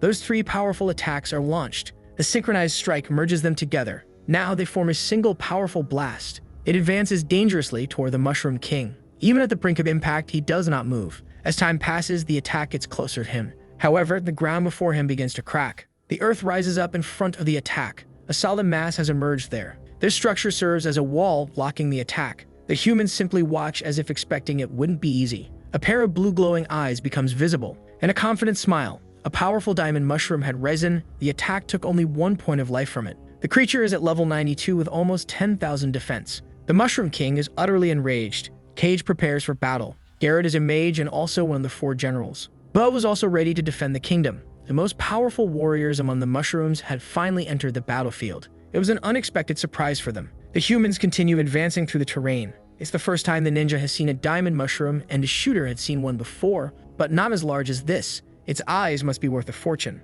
The tamer thinks it's a useless monster and wants the guild's vice leader to burn it to ashes. But the blonde says they're not rookies who need the vice leader's help all the time. The mushroom looks at them with a mischievous smile on its face. With the limited mobility it has, it tilts its head back, and then down, lowering its glasses slightly. This way, it can open its eyes. It opens them, revealing an intense glow. From its eyes comes a large laser-like blast. That attack heads toward the humans. As it gets closer, they become less able to see. The warrior plants his sword into the ground. He is not impressed by it at all. Digging his sword deeper into the terrain, it shines brighter and brighter. This creates a defense field around them.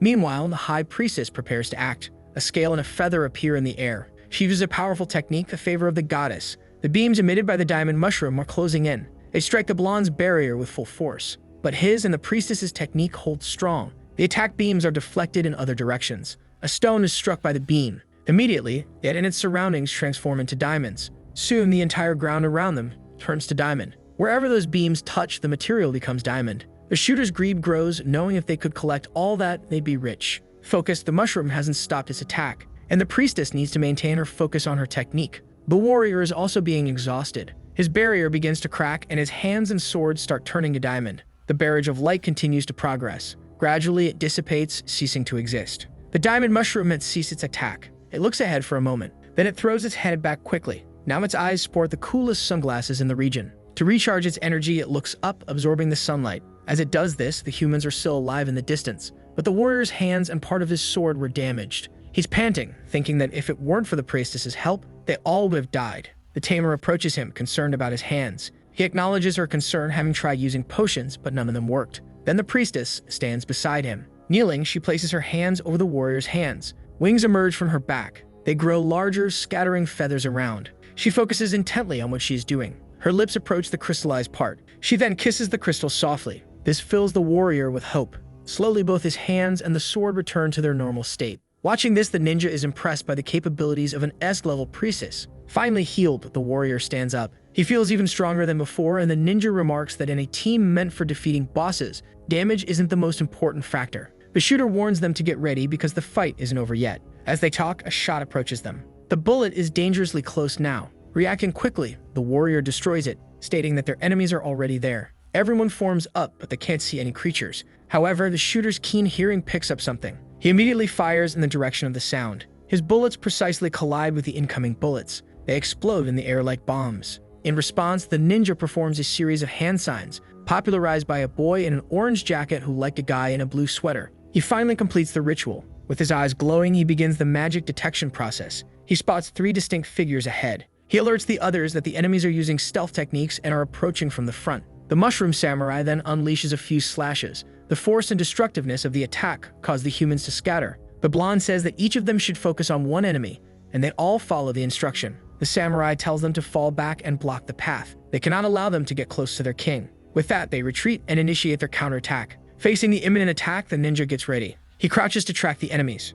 Prepared, he looks around intently. The samurai tells him to stop doing that because he's right there. The ninja immediately turns to face the creature. At the speed the samurai moves his sword, the ninja launches his dagger. As they exchange blows, the samurai wants to know why humans take pleasure in invading territories that aren't theirs. They aren't the first. They've been attacked by 5 different groups. The ninja has to step back a bit to protect himself. The strength of the samurai's attack also pushes him away. He grips his blades, standing firm. Looking at the ninja, he says that despite the invasions, the survival rate of the aggressors is 0%. At a distance, the ninja notices small cuts on his body. Taking a defensive stance, he assesses the extent of the damage. However, a green glow appears on his wounds. The priestess is healing the ninja. He looks at her and thanks her for the help. He says they are stronger than he expected, but with his team working together, their defeat is only a matter of time. What he doesn't notice is that the samurai has moved and is about to slice the priestess into pieces. To prevent this, the ninja throws several daggers in his direction. The samurai must choose whether to attack and die or defend himself. Wisely, he opts to defend against the daggers.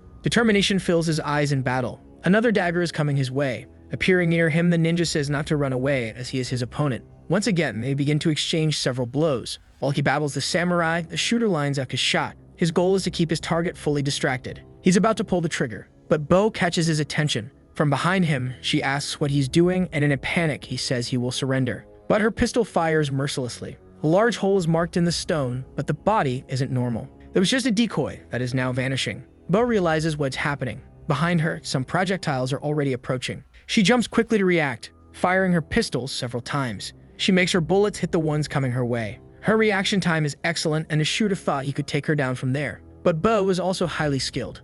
With one of her weapons, Bo shoots the ground. This gives her a boost forward, allowing her to continue firing. The gunslinger's attack is almost upon the human, but he narrowly dodges, avoiding the worst. This maneuver allows him to ready his rifle for a shot. With a clear aim, he fires. Unlike before, this shot hits the target directly. However, all he manages to do is destroy Bo's cigar. He can't tell if he overestimated himself or if she is slowed down. In the air, she uses her shots to maneuver. Once on the ground, she points her guns at the human, but there are already projectiles heading her way. Using the physics of flat Earth, she shoots the ground to launch herself into the air. The momentum is enough to make her spin uncontrollably. This way, she fires several shots while spinning. Even so, the human can track the trajectory of all her bullets. But unexpectedly, one of the bullets goes straight past the other. That instantly makes his heart race. The human has to react quickly to avoid getting his brain splattered. The swift reaction leaves him momentarily thoughtful. She had changed the type of bullets she was using to catch him off guard. Bo says that his firepower doesn't even compare to hers. Still in the air, she unleashes a massive barrage of shots. The piercing bullets head straight for the human. At that moment, he's lost in thought about firepower. Using magic, the tip of his rifle begins to change. His weapon is transforming. Now he has a rotary cannon similar to a machine gun, and he's eager to make her experience that firepower. Aiming at her, the bullets fly like a swarm of wasps. The sword warrior says he'll need to bother the priestess once again. He begins to strengthen himself before her, but the stone on her staff starts glowing vigorously. Various blessings are being bestowed upon him. As the priestess works, a mushroom mage is approaching her. Hidden, it's preparing its deadly magic. But the unexpected happens. A hairy hand reaches out toward it. Sensing the danger, the mage realizes he must act. He dodges the attack by a hair's breadth without revealing his position. The beast tamer sniffs the air. She says she caught his scent, and there's no way to hide. Knowing someone is there, she points to where he is. Surprised by her ability, the mage reveals himself. He says her trump card is the monster she keeps in her bag. Stepping down a bit more, he strikes the ground with his staff. A red tip begins to emerge from the soil. It grows quickly, revealing a massive body. That is the war mushroom, and he wants to see if the girl's beast can stop him. A protrusion at its tip begins to contract. It expels something akin to venom. Those organic projectiles are almost hitting their target. Patting the bag, the girl tells the beast it's time to eat. A snarling mouth emerges instantly. The wolf-like creature devours the goo. Afterward, it retreats back into the safety of the bag. The mage says she shouldn't feed her pet just anything, as what it ate was venom. This leaves her a bit puzzled. Inside the bag, the beast writhes. From its opening, a burp-like sound emerges. The mage wants to know what she'll do now without her creature's assistance. While he speaks, the wolf's hand lunges forward to strike. He has no idea how he's still alive. He summons a protective shield to avoid contact. Even so, the impact is strong. The beast continues to punch and the shield is already cracking. Beneath it, the mage trembles from the vibrations of the blows. Avoiding the worst, he detaches himself from the shield he had summoned. Even that powerful technique couldn't withstand the beast's brute strength. Before his eyes, the shield is almost entirely destroyed. Now the wolf's hand has pierced through it. Finally, it manages to strike the mage for the first time. The girl brags that her beast is accustomed to poisons made by the guild leader, and that this was nothing. Meanwhile, the warrior's power surges. His armor can no longer hold up. He struggles to control all that strength. But his muscles, blessed with the power of juice, grow so much from the magical boost that the armor has to give up. His sword shines with a golden aura. In front of him is the mage who was punched by the beast, and behind the mage, the diamond mushroom. Confident, he wants to seize the opportunity to cut down both with a single strike. Positioning his sword, he began his attack. He spun around his own axis several times. Then he threw his sword forward like a spear. The massive blade soared through the air, unstoppable. Its speed was so great that the ground beneath it split apart. It was only moments before the mage and the diamond mushroom would find out if God exists. Death was imminent for them. Unexpectedly, something happened before the impact. The sword was struck and ended up embedding itself in the ground. The mage felt useless, as the one who was supposed to protect him had left his throne to defend him. The Mushroom King had finally entered the battlefield. His expression was one of complete rage. Unimpressed, the warrior smiled at this. Stretching out his hand, he commanded the sword to return. The blade began to vibrate subtly, until it ripped from the ground with considerable force. In no time, it was back in his hand. To him, the king must be very strong indeed, as he had deflected the sword effortlessly. Provoking him, he said that the king was nothing more than a big fat mushroom. In another part of the battlefield, blades clashed fiercely. The battle between the samurai and the ninja progressed. After some time, the ninja realized something. They had already fought 93 rounds, and he had lost every one of them. Every time he was injured, a priestess healed him. It was great that she could do this, so he thought he could fight until the samurai tired. The mushroom advanced toward him with ferocity. The ninja thought he was going to attack the priestess and repeated that he was his opponent. Quickly, the samurai delivered an attack with his dual blades.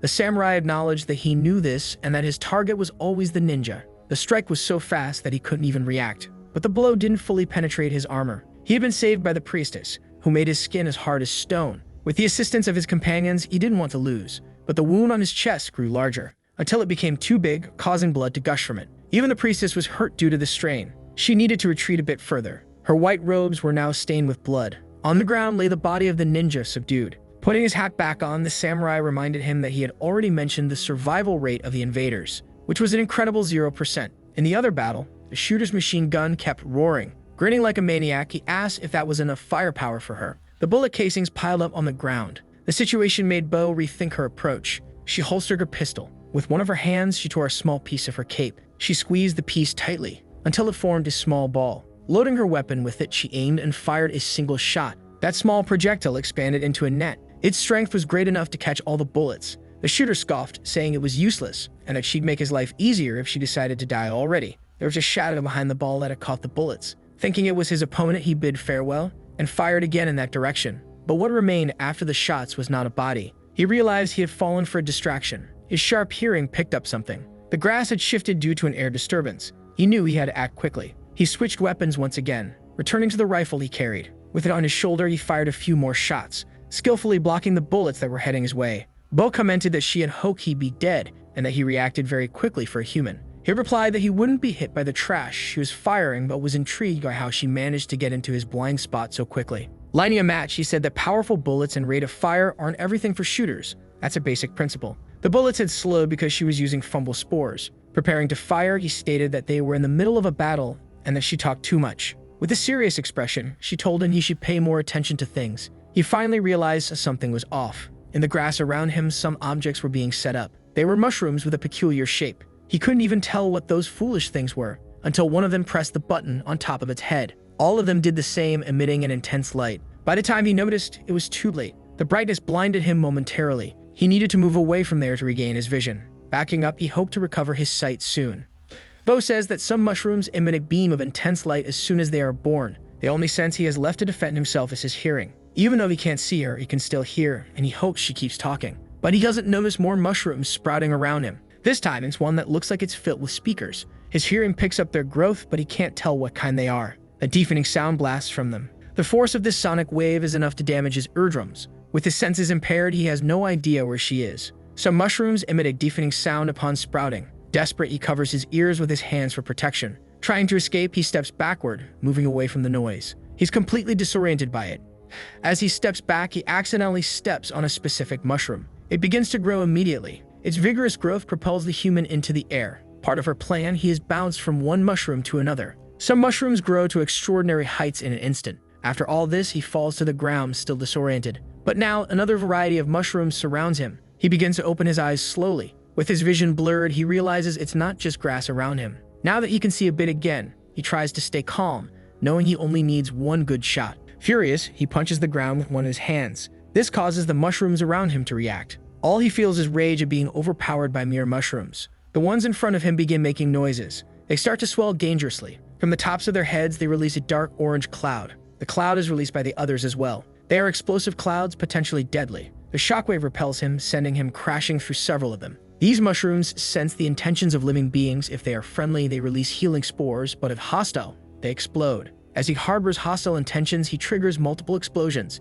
He rolls through the grass until he is near Bo. Even so, she can't understand how pathetic humans think they can invade their kingdom. Lying on the ground, he sees her approach as an opportunity. He quickly gets up with his rifle, claiming that their hope comes from the monsters being dumb. But he can't pull the trigger. His finger is stuck. Watching the scene, Bo takes a drag from her cigarette. He's enraged, feeling like no matter where he goes, mushrooms know where he'll be. He can't even lift his feet from the grass. Those mushrooms are releasing a thick goo. His entire body is covered in it. As Bo approaches, she steps in the goo. She pulls her foot out, stretching some of the material. But it doesn't trap her, staying stuck to the ground. There are 40,000 types of mushrooms here, and none should be underestimated. Finally, she points her weapon at the hostile human. At that distance, there's nothing he can do. He looks at her, paralyzed with fear. Bo says there's only one type of human, the bad kind. Now she wants to know who he called trash earlier. With a single shot, his head is now inside out. Watching it all without blinking is the small mushroom. Mushrooms are indeed very strong, and he wonders if he'll be as strong as them if he evolves. But his eyes are focused on the king. Even though these are strong, they are merely subordinates. The king must possess immense power. In the distance, a small shadow appears near the king. He asks the piglet if it's his imagination or if there's really something there. A mysterious and eerie shadow looms over the battlefield. The warrior advances toward the Mushroom King. The creature is furious with everything that has happened. He didn't like being belittled by a monster. It's unpleasant. He moves his neck from side to stretch. His muscles begin to pump up absurdly. The juice is taking effect. It's his heart pumping the venom through his veins. His arms tremble as they receive all that juice. His muscle mass is growing to a point that would make USADA lose their mind. The strength is so intense that it's almost causing his teeth to crack. A great power is building up. This is the battle spirit of the war general. A massive aura emanates from him, but the Mushroom King remains still. After all this display, only smoke lingers in the air. His muscles are so hot that they emit smoke. On his face is only a sinister grin typical of Trembo rage. His size is imposing and he feels much better this way. The two creatures stare at each other aggressively. He doesn't understand why the king didn't attack him while he was transforming. Maybe he learned chivalry from the humans, but he doesn't care as he won't hold back. All that's on the king's face is pure hatred. In the blink of an eye, they vanish. They clash and strike each other multiple times, much like that famous show where the protagonist constantly screams and changes hair color. The king's sword is maneuvered for a thrust. Mysteriously, his blade curved mid-attack, and it struck the sword of the muscle-bound warrior. However, he merely parried the blade as if it were nothing. This simple movement felt like it launched an attack. The force went straight toward the diamond mushroom. It wasn't cut, but the impact pushed it back. Even so, it only took a modest 1 point of damage. Expecting something like this, the warrior was impressed by its massive defense. He launched another attack, aiming to cut the king. But the creature defended against the strike with his saber. The force of the clash caused the weapon to bend like an elastic band. With a flick of his hand, the king released the elastic energy, deflecting the human's sword. He used the energy to redirect his sword back at the creature. A massive shock occurred between them. The ground bore the marks of the dissipated energy. Consumed by aggression, he demands that the king show him everything he's capable of. The sound of clashing blades fills the area. Some of the slashes extend beyond the battlefield. One of them heads toward the small mushroom and the piglet. For a brief moment, he felt his flesh being cut, but he reacted quickly, pushing the piglet and moving out of the way. They rolled across the ground after that. Just watching the fight was dangerous enough. He had almost died once again. An intense discomfort immediately surged in his head, but it soon passed, leaving him puzzled. The system screen appeared, indicating an urgent warning. An emergency mission had been triggered. If the Mushroom King only had this to show, the human was definitely unimpressed. Judging by the king's expression, he wasn't either. The attacks continued to collide non-stop. Elsewhere, the mage did his best to defend against the gross creature. He didn't know what kind of beast it was, but he wouldn't let it get close to the king. The shield he created held up bravely against the impact. Now 2 of the creature's arms emerged from the girl's bag. She liked collecting mushrooms because they were cute, but she had no interest in the old one, as she disliked old things. The creature's claws advanced dangerously. The mage did everything he could, creating multiple shields to defend against the onslaught. At the tip of his staff, he began to concentrate something. He launched a ball of poison, which was blocked by the creature. Its skin was immune to magic. The girl remarked once again that those tricks were useless. All his magic was futile, and he hated the feeling of being outmatched. The girl wondered why the shooter and the ninja were taking so long, even with the priestess's help. She no longer wanted to waste time and instructed her creature to emerge. As a condition, it requested a dragon bone. This irritated her, as she knew it was prying into her belongings. While they argued, the warrior was panting heavily. Even at full capacity, he still hadn't dealt any damage to the king. With the blessings, his power had increased sevenfold, and according to the mission data, the Mushroom King was supposed to be around level 60. In response, the king raised his hand, inviting him to attack again. This infuriated the human completely. He didn't like being provoked by a monster like that, so he used 100% of his battle spirit. Such was his strength that when he jumped, he shattered the ground beneath his feet. Now in the air, he prepared for a powerful attack. The massive, muscular figure with no fear of needles advanced. Both hands gripped the sword's hilt firmly. His blade was raised above his head. On his face, there was only an expression of rage and lack of control. Finally, he unleashed his strongest attack so far. The king made his saber spin multiple times. The rotation speed increased gradually. The clash between them occurred, with the tip of the saber touching the sword. This deflected the attack. Using all of his strength, he declared that any trick used against him was useless. But he finally realized something was wrong. The energy accumulated in the spinning saber was released, launching the human far away. He crashed into the diamond mushroom. The impact left him writhing in pain. The mountain of muscles leaned against the diamond wall. He had no idea how it happened. It was impossible that a level 60 monster could do all this. Now the Mushroom King was the one advancing for the attack. The king advances aggressively, and the warrior knows he cannot fall here. He uses his sword to defend himself. A large spray of blood is released. This unexpected scene leaves the small mushroom and the piglet surprised. The same expression appears on the tamer's face. The diamond mushroom has to look over his glasses to see what happened. The human's expression is one of total exhaustion, and the Mushroom King remains unimpressed. The sword was pierced by the saber, and the human lost an arm in the process. He coughs up blood from the wound. Falling to the ground with no strength left, he leans on his sword. Weakened and feeling the side effects of the trembo, his body begins to shrink, until he returns to his natural size. All that remains at the tip of the saber is a bit of blood. The king has defeated his adversary without even getting injured. Frustrated by his defeat, the warrior asks the king to at least end his suffering. But the creature remains still, doing nothing. He doesn't understand this behavior and starts to think that the king was just toying with him from the beginning. With no strength left, he collapses to the ground. The warrior's defeat changes the course of events. The tamer finally agrees to give her creature the dragon bone. Upon hearing this, even the creature is surprised. Grateful for her promise, it thanks its master. Part of its snout begins to emerge from the bag. The mage knows he must contain this at all costs. At the tip of his staff, he begins to concentrate a massive poison ball. It grows larger and larger, and he knows it's useless against that monster. Still, he makes it grow even more, because now his target is the girl. She looks at the attack coming her way. A huge explosion occurs when the ball hits the target. It's the creature's arm that was hit. The mage watches, pondering what he can do. The tamer tells the creature it better resolve this situation because it will get a dragon bone. Not fully out of the bag, it tells its master to stay calm. Gently, it places the girl on the ground. Meanwhile, the mage stands there, observing everything. His expression is pensive, knowing the creature is immune to magic. With his staff, he conjures a protective shield. After that, he begins the standard mushroom attack, a charge. The massive creature slowly turns to face him. A powerful blow lands on the mage. His face is smashed from the sudden impact. Hitting the ground, a large crater forms from the impact. The beast bows before its master, saying that from this point on, it will handle things. In the blink of an eye, it vanishes. The massive figure is already behind the king. It prepares to strike with one of its paws. Facing the imminent danger, the king turns to face it. He maneuvers his saber to defend himself. But the beast's strength is immense, and the king is pushed against the ground. Continuing to exert pressure, it demands that the king apologize. Suddenly, its attack intensifies, driving the king into the ground below. Where the king once stood, there is now a massive crater. The cracks expand even further as the creature keeps pushing. Finally, it removes its paw from the spot and begins to howl as if it had won the battle. Far away, the small mushroom watches, frightened, while the piglet thinks about eating apples and the system screen seems frozen. All that remains is the destruction caused by the fight. A barrage of punches is unleashed by the monstrosity. It relentlessly pummels the ground beneath it. Then Bo and the samurai appear to aid the king. Even though they approach from behind, the beast manages to defend itself. Just two of its fingers are enough to stop the sword. With its other hand, it catches Bo's bullets. It demands to know where these two pests came from. The samurai states that they are now its opponents. Bo knows that this creature killed the fourth great mushroom general, Locke. Behind the girl, the priestess appears, using teleportation magic. With her are the bodies of the two who had fallen in battle. She says she will assist the tamer in this fight, but the tamer declines, saying her beast can handle them. The creature mentions it has killed many weak beings and doesn't usually remember their names. The samurai pulls his sword from the wolf's grasp while Bo fires a few more shots, but the beast is incredibly fast and vanishes, causing the attacks aimed at it to hit the ground instead. This leaves the samurai on edge. The same can be said for Bo. Before she even sees the creature, she is struck. This makes the samurai extremely worried. Behind the samurai, the wolf asks where he's looking. Immediately, it prepares to strike the mushroom, but the samurai already has his swords positioned. Before it can land the hit, he executes his attack.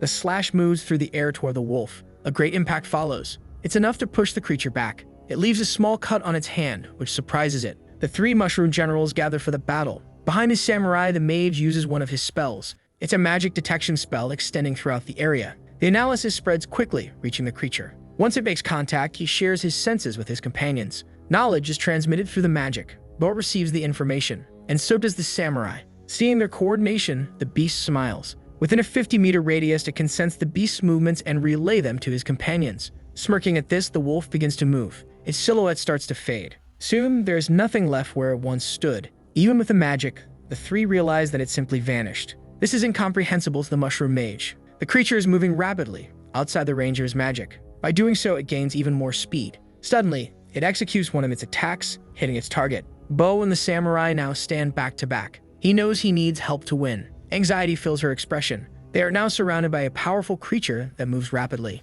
Before them, its claws start closing in. Bo raises her dual pistols to defend herself. Reacting quickly, she fires a series of shots at the wolf. On the other side, the samurai does the same, using his swords. The small mushroom realizes they are at a disadvantage and wonders just how strong this wolf must be. Once again, the system screen appears, alerting him of the emergency mission. But he wants to keep watching the fight, and the screen is blocking his view. An epic mission. He has encountered one of Golem's servants and must make it disappear. The reward includes a resurrection coin, a lottery ticket, and 200,000 experience points. These rewards are definitely excessive. Moreover, it doesn't seem like something he can complete right now. Using his hand, he pushes the system screen away. With a mission like that, he must be imagining things. All he wants is for his vision to be unobstructed because he has a show to watch. The samurai finally understands what's happening. What the wolf did was use its incredible skills to enter and exit the magical field. Bo knows that the wolf isn't even taking them seriously yet. Trembling, she knows that when that happens, they won't be able to keep up. Grinning, the wolf asks if they understand the power gap. If they wish to stop him, they are painfully far from that outcome.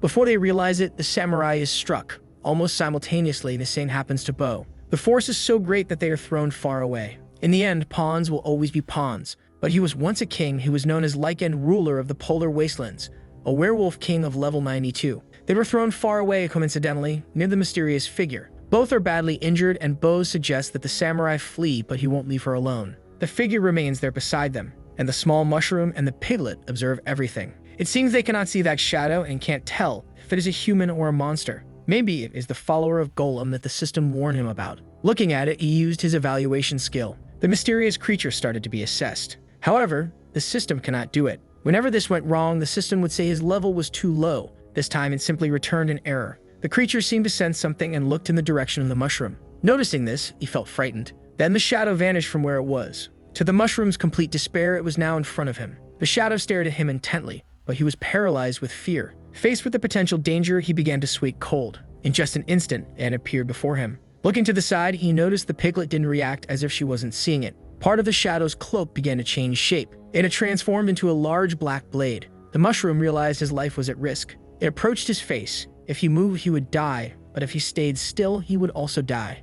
Faced with this, he didn't know what to do. As a last resort, he made a characteristic sound of mushrooms, repeating it several times and waving his small arms. Immediately, the shadow was confused. The mushroom now rolled on the ground, completely clumsy. The piglet that watched the combat was now distracted. She looked at her friend, who was acting like a normal mushroom, to avoid raising suspicion. Seeing that, she began to grunt playfully. Then she went over to him to play as well. She arrived all excited, blocking the mushroom's path. Her playing with him made the act even more convincing, because if he kept rolling alone, it could be too suspicious. She noticed the mushroom was mumbling something. He told her to push him towards the forest and away from the cliff. Looking at her, he asked if she understood. With her grunts, she said yes, but she started pushing in the opposite direction. Then she did it more and more vigorously. To the mushroom's complete despair, who couldn't even show his emotions, the shadow was still standing there, and the mushroom was now sweating cold. Trembling and terrified, he made mushroom sounds, and the piglet came up to him, licking him. But he remained terrified of the situation. The two continued interacting while the shadow watched them.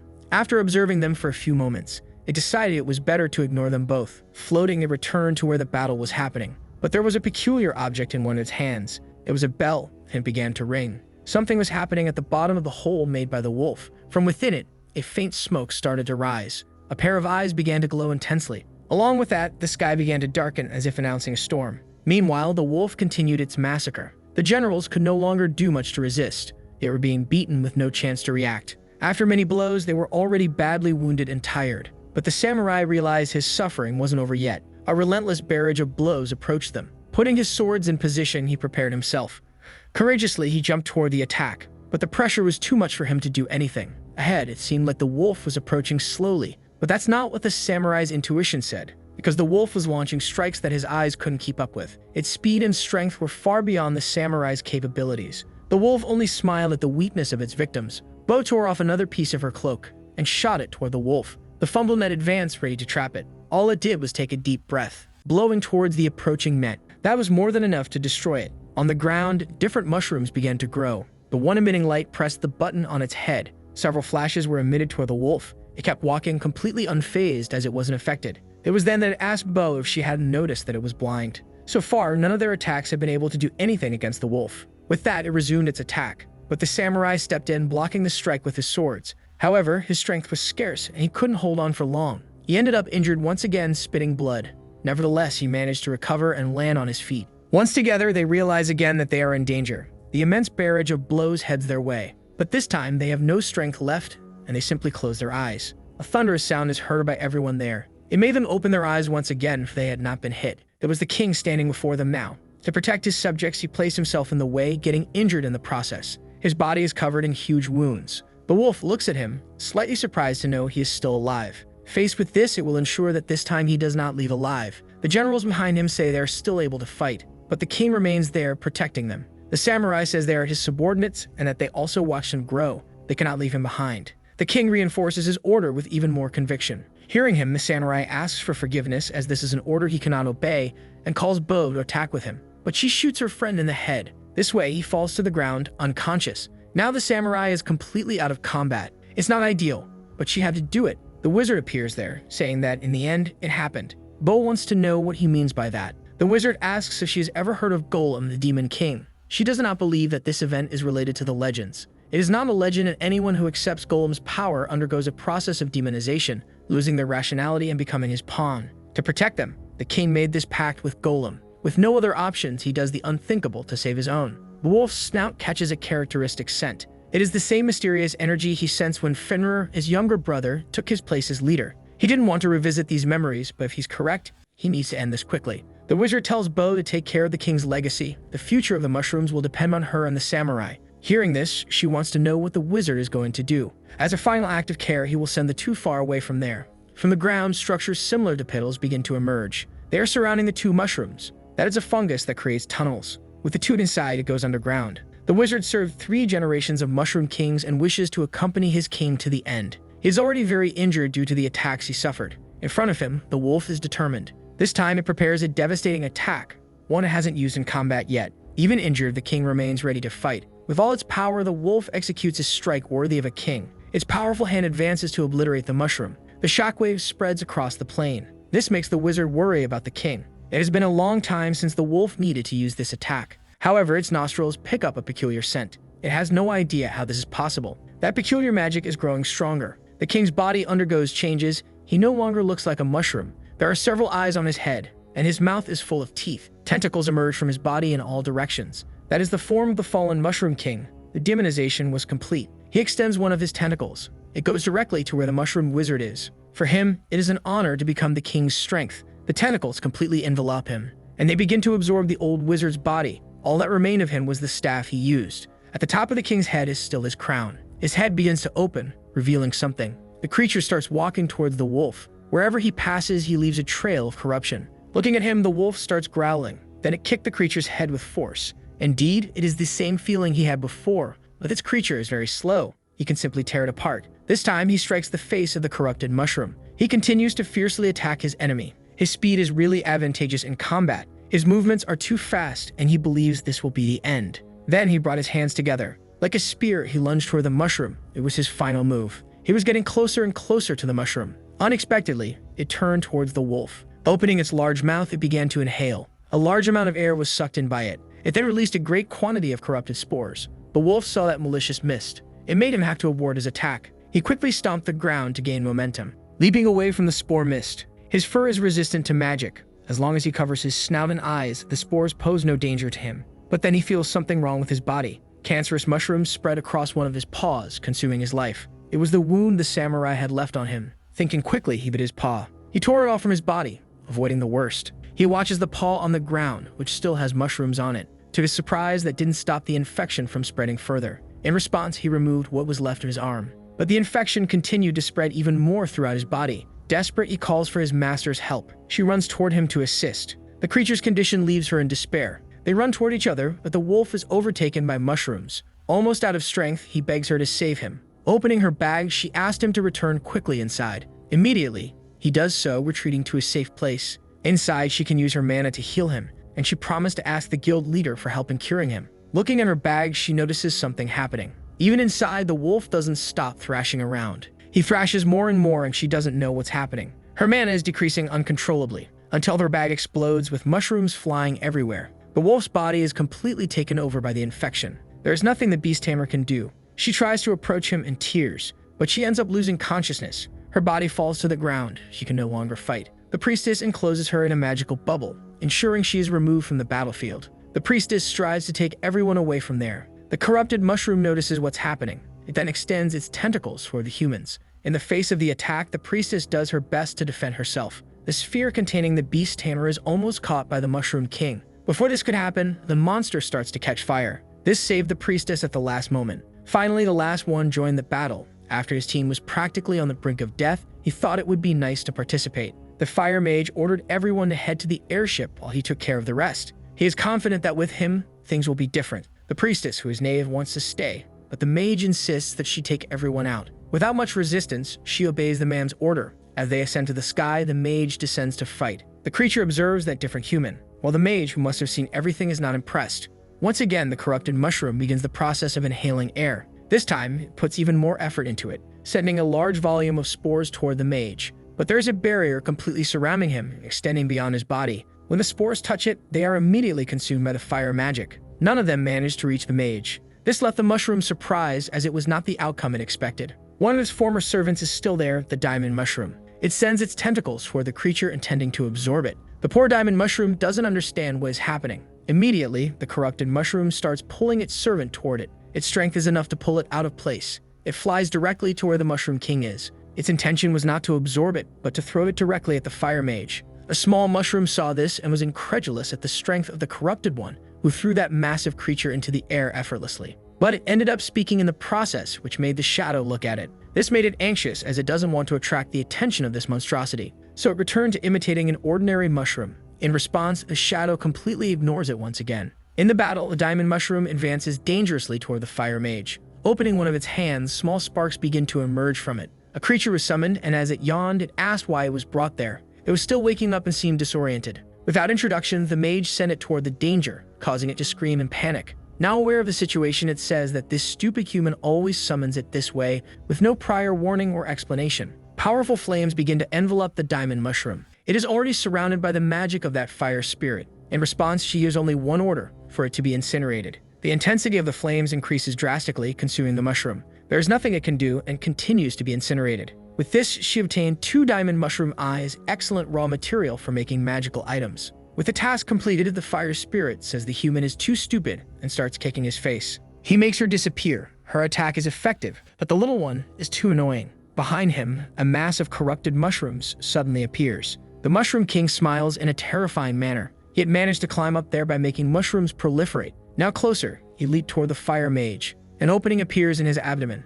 It reveals itself as a second mouth, enormous and ready to swallow the human in one gulp.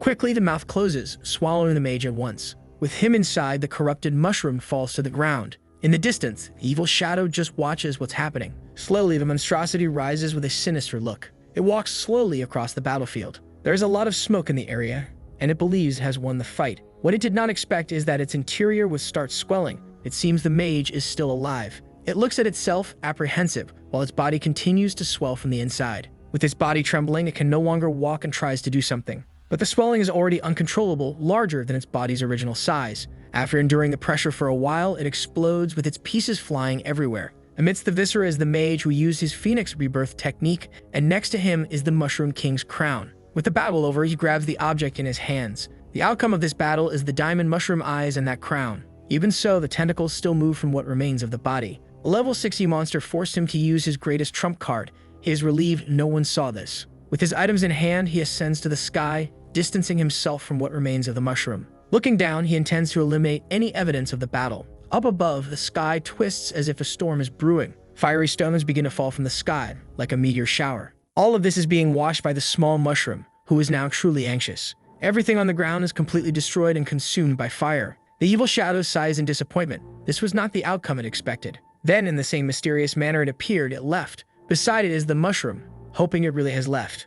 Alone, he nudges the piglet, saying she needs to wake up quickly so they can leave. She slowly opens her eyes. Having missed most of the battle, she doesn't know what happened. That's when they realize the meteor shower is happening. With their tiny feet, they try to flee the area. When they hit the ground, they produce explosions, and the impact wave from one of them throws them far away. He cannot understand how this is possible. There is no way they can escape something like this. Everywhere he looks in the sky, there are meteors falling. In response, the piglet bites his hat. Full of determination, she intends to save her friend. She immediately starts digging with all her strength. It doesn't take long before they are underground.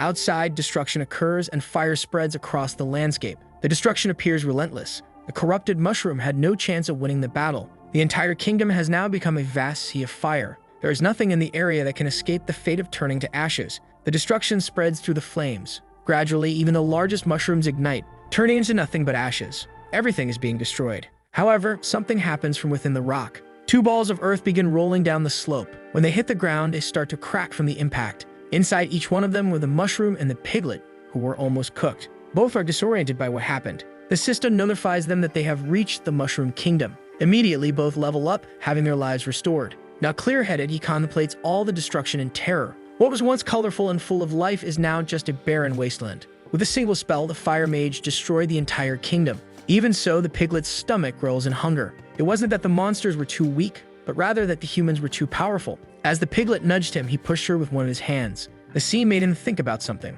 Even if he were the Mushroom King, it would still be useless against a powerful human. The system gives him another mission to find an evolutionary path in the Mushroom Kingdom. Desolate with everything he sees, he no longer wants to do missions. But the system reminds him that completing missions is the fastest way to become stronger. Seeing the message, he stands up. He looks at it thoughtfully. He no longer wants to evolve. Now he is determined. In response, the system asks what he desires. The small mushroom clenched his fist resolutely. He now wants to be a brave mushroom. Far from all the destruction, an object falls from the sky near a tree. It's the mushroom containing the samurai and the gunslinger. Once on the ground, the structure begins to open. Inside are the two of them, still very exhausted from the battle. The samurai tries to stand up, still coughing heavily. He had made a vow to serve the king until the day of his death, but now they no longer have a king to serve. Angry, he thinks about returning to their kingdom.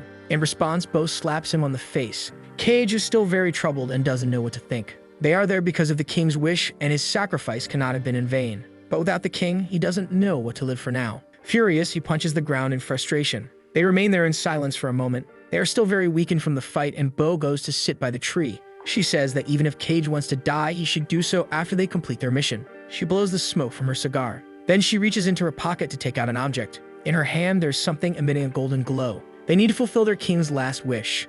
It is the king's legacy. Whoever receives the recognition of the legacy will have the right to become king. That's what they should do from now on. Seeing that, Cage gathers the strength to stand. Bo is right, their mission is far from over. The two look to the horizon, hoping the future will bring them better days. Meanwhile, the small mushroom faces a problem. The system has encountered an error because monsters cannot change classes. He rides through the forest on the piglet, and the system continues displaying the same message. Tired of the repeated notification, he asks if the system can show the map because he wants to know how far they are from the beginner's village. The system then shows them their location. They have traveled for an entire day, and if the map is correct, they should arrive with one more day of travel. After that, the error message reappears. He says he will go to the village to take a look. He won't change classes, and the system could stop sending that message. Hearing this, the screen disappears from in front of him. The piglet keeps walking, feeling very hungry. But he is determined to try changing classes, and he says that if the piglet is hungry, he has plenty of stamina potions. He orders her to move at full speed, as they will soon arrive. At the source volcano, lava flows everywhere. Lava explosions happen constantly. They expel a lot of material that falls dangerously to the ground. Some small creatures there begin to flee the danger. The stones hit the ground hard. This causes part of their exterior to crack. They have a peculiar shape, as if they are liquid inside. Once on the ground, they start to tremble. In fact, they are monsters with lava bodies. With its huge jaws, one bites into a lava boulder and promptly swallows it as if it were a snack. Its body absorbs the material. This is a level 52 lavaconda. They eat lava and molten rocks to expand their bodies, excellent raw material for fire resistance. The snakes look to the sky as more rocks are expelled from the volcanoes. High above, the guild's airship flies. They are approaching the guild headquarters, located in the middle of that extreme environment. The incandescent stones do not hit the buildings as there is a protective barrier. It extends throughout the base, preventing anything hostile from entering. But the airship passes through it without difficulty. As it crosses the barrier, a sound alert echoes throughout the base. The ship is now properly docked. The wounded are being collected, and the fire mage is heading to what appears to be the main building. He takes a few steps to enter the huge hall. It looks like he is going to present himself to someone. This causes footsteps to be heard. A child is excited that he has already returned. Big brother Gilham has finally come back. Curious, he asks if the mage managed to retrieve what they wanted. This is Balin, a level 119 poison master. The mage places his hand on his chest as if in salute, presenting him with the Mushroom King's crown. The boy takes the crown in his hands. He is very happy to have finally obtained it. The crown is finally his, and he is overjoyed. Before him, the fire mage wants to know where the thing he was promised is, but the boy is too busy celebrating. So he puts the crown down on the ground. Reaching into his pocket, he says it's right there. He searches for a bit until he finally finds it. It is the medicine he made for the priestess, a small vial with blue contents. But being clumsy, he lets it slip from his hand. He struggles to keep the vial from falling to the ground, until it ends up flying through the air. But the fire mage manages to catch it and prevent it from hitting the ground. He told him that all the bodies were sent to his lab as requested. The boy thanks the mage for everything. He leaves, storing the medicine in his inventory. With that, he returns to admiring his crown. He finally has it for himself. It truly is a wonderful day. As he leaves, he comments about the demonization of the Mushroom King, because he wants to know if that was also part of the guild leader's plans. Hearing this, he stops playing with the crown. A sinister smile spreads across his face. The mage waits to hear his response so he can leave. It was as if the boy had wanted to hear that, but he pretends to be ignorant of the matter and asks what he is talking about. That wasn't the answer the mage wanted to hear, and he continues to leave, saying that if they need him, they just have to call. Outside, he meets the priestess and tells her that he has the medicine and that they can leave. They take a few steps from there, but she asks them to stop for a moment. Many people died during the mission because of her, but they only went there because the mage asked, and they will leave as soon as they find a way to remove the poison from her body. As for the hard part, he will handle it. The guild leader walks with his crown. He walks down a path lit by candles. At the end of the corridor, he descends a massive staircase. He continues down his path, humming a tune, until he finally arrives in another chamber. He walks along the path filled with lava. This is an altar, Golem's heart. Before it, he presents the Mushroom King's crown. The boy is quite pleased with this. Then he throws the crown as a sacrifice to the altar. The Mushroom King's crown falls into the lava. The boy watches as it is consumed. The item melts from the intense heat, until only bubbles remain from the material being melted. With this, the lava begins to rise along the wall of the altar. He observes all this with great joy. A figure carved into the stone is filled with lava, until there is no more empty space. He had finally completed another piece of it. He had already obtained the Cat Queen's eyes, and now the Mushroom King's crown and the mysterious shadow materializes behind him. Only one last ingredient is missing to complete everything: the heart of true love, and after that, Golem's power will be his. Immediately, a strong tremor shakes the place. The entire guild reverberates with a sudden earthquake. It is so strong that even the lava rivers are stirred. 2 days have passed since then, and the mushroom continues his journey. But he is very pensive about everything. They encounter various monsters, and his luck is that the piglet is faster, not to mention that since the error, the system has stopped responding. The mission interface is stuck on the current one. However, he can still interact with some buttons, so he can see his skill panel, as well as view his inventory. He wanted to use decomposition to absorb something, but the mage burned everything. Only the werewolf king's skin remained. Just thinking about everything he lost fills him with rage. He had to wait a few days there to absorb the mage's staffs and a wolf's skin. The staffs were quite damaged and only granted 100 experience points. Not to mention that he couldn't do anything with the wolf's skin, which is resistant to magic. He should try again when his skill level is higher. He just wasted time, which made him very angry. As he pondered, he felt the piglet trembling. He finally asks his friend if something is wrong. She collapses to the ground as if disoriented and dizzy. Not knowing what happened, he uses his evaluation on her. There is nothing specific showing up that helps him understand the situation better. The evaluation allows him to see the other monster's abilities. Everything seems fine with the piglet. He doesn't understand why she fainted. He tries to wake her up, offering stamina and health potions. But it's the apple in front of her that causes an unexpected reaction. With her stomach growling, she rushes towards the fruit. The piglet seems overly excited. Asking if she's feeling better, he told her to hold on a bit longer, as they were almost there. He opens the system's map. According to the indicator, they have already passed the halfway point. They are now very close to the village. Since there are snails around, they might be even closer than they think. Now that they are close, he wonders if that item will work. It's a teleport scroll. He orders it to be activated to take them to the village. This causes the item to disappear and consumes 20 mana points. A magic circle forms beneath them.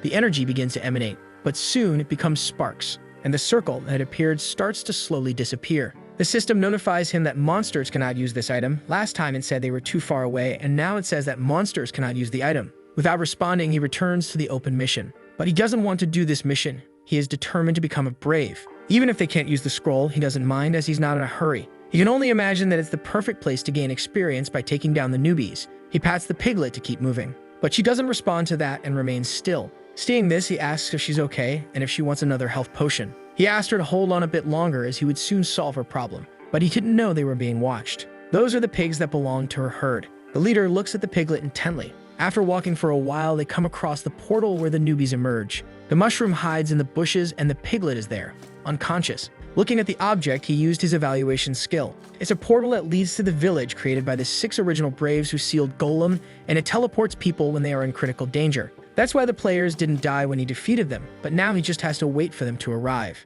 Soon, the interior of the portal begins to glow, and a player's hand emerges from it. The children are excited, eager to level up and defeat the snails. The little girl holds a stone in her hand, ready to kill them. With one strike, she makes the snail's eyes pop off its face. A boy says his father hired bodyguards, so he's not afraid of them, destroying the monsters with the spear he wields. A level 12 boy with swords said he would ensure their safety. Meanwhile, another one who manipulates fire says even the big snail is no match for them. Coming out of his hiding spot, the mushroom makes his appearance. He moves towards the snotty kids. Close to them, he uses his spore explosion. The children begin coughing from the mist. This is the perfect distraction for him. Using his charge, he starts pummeling the kids, only receiving the resulting experience points. With that warlord there, no one will bother the snails. He flies towards the boy with the bodyguards. They are promptly beaten by him, leaving only experience points to be collected. But that's too little to continue progressing. As he thought about this, more children emerge from the portal. Even if it's little experience, there are many of them there. The girl wants to be quick before the snails escape.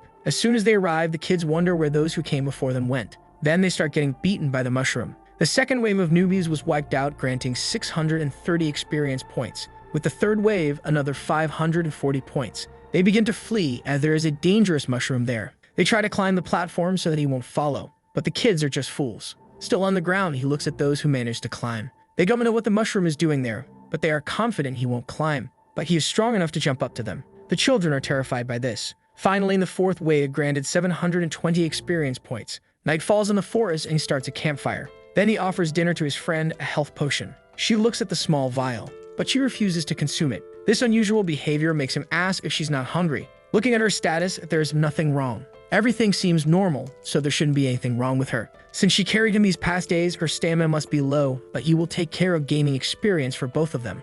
Unable to sleep, he continues looking at the system. Now he's checking his own stats. He's already at level 18 after a day of farming newbies. Soon, he'll reach 20. His stamina is low, but since he's tired, he'll take the potions the next day. Leaning against the piglet to sleep, he says goodnight to her. She's very sleepy and hardly reacts, but she stares at her friend for a moment. Her vision becomes blurry from exhaustion until she starts imagining grilled mushroom. That would definitely be a wonderful meal. Thinking that he is cooked, she tries to take a bite of him, but she realizes what she's doing. She shakes her head in denial. She wouldn't do that to her friend. With her mouth watering, she tries to go back to sleep. The two are close to the campfire, but her stomach keeps growling. Far from there, they are being watched by the other pigs. The leader is furious about the situation. His eyes shine with the image of the piglet and the mushroom. The day finally dawns and no newbies have shown up yet. However, he soon notices that they are arriving. The children emerge apprehensively, knowing that there was a scary mushroom there the previous day. They don't want to get hurt, but one boy steps out of the portal, calling them cowards. By the village's request, they came to protect the newbies.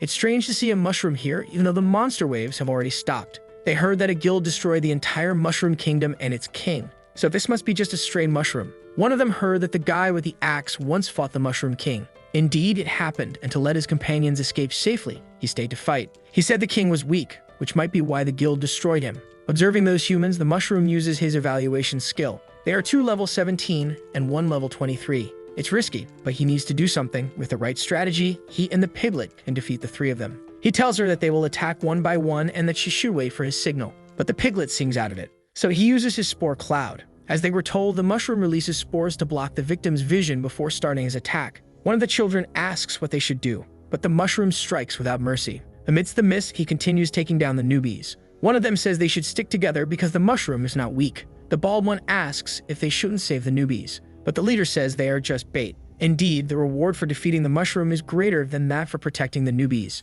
Finally, he notices that the mushroom is heading toward them. The bald one tries to defend himself with his shield, but it's useless. Not only is it shattered, but he is also harshly struck by the monster. This sends him flying far away. Now there's one less to deal with. Surprised, the long-haired one didn't expect the mushroom to be so strong. Amidst the mist, the piglet positions herself to attack. She is determined to help her friend, but her stomach rolls incessantly, causing her to lose strength to react. One of them starts moving his axe rapidly, producing a wind current that blows the mist away. With a clear view, he sees the piglet lying on the ground. This makes him happy, knowing that her meat is an expensive ingredient. The long-haired one charges forward, prepared to finish off the piglet. He is determined to defeat the monster. The tip of his spear is dangerously close to her, but the mushroom isn't just standing there. He strikes the long-haired one violently, telling him to stay away from the piglet. The blow is powerful, sending him flying. Lying on the ground, he admits that the mushroom is indeed very strong. He then takes a health potion to recover. The strongest of them tells the weakest to leave since he's getting in the way, but the long-haired one insists that he can be useful.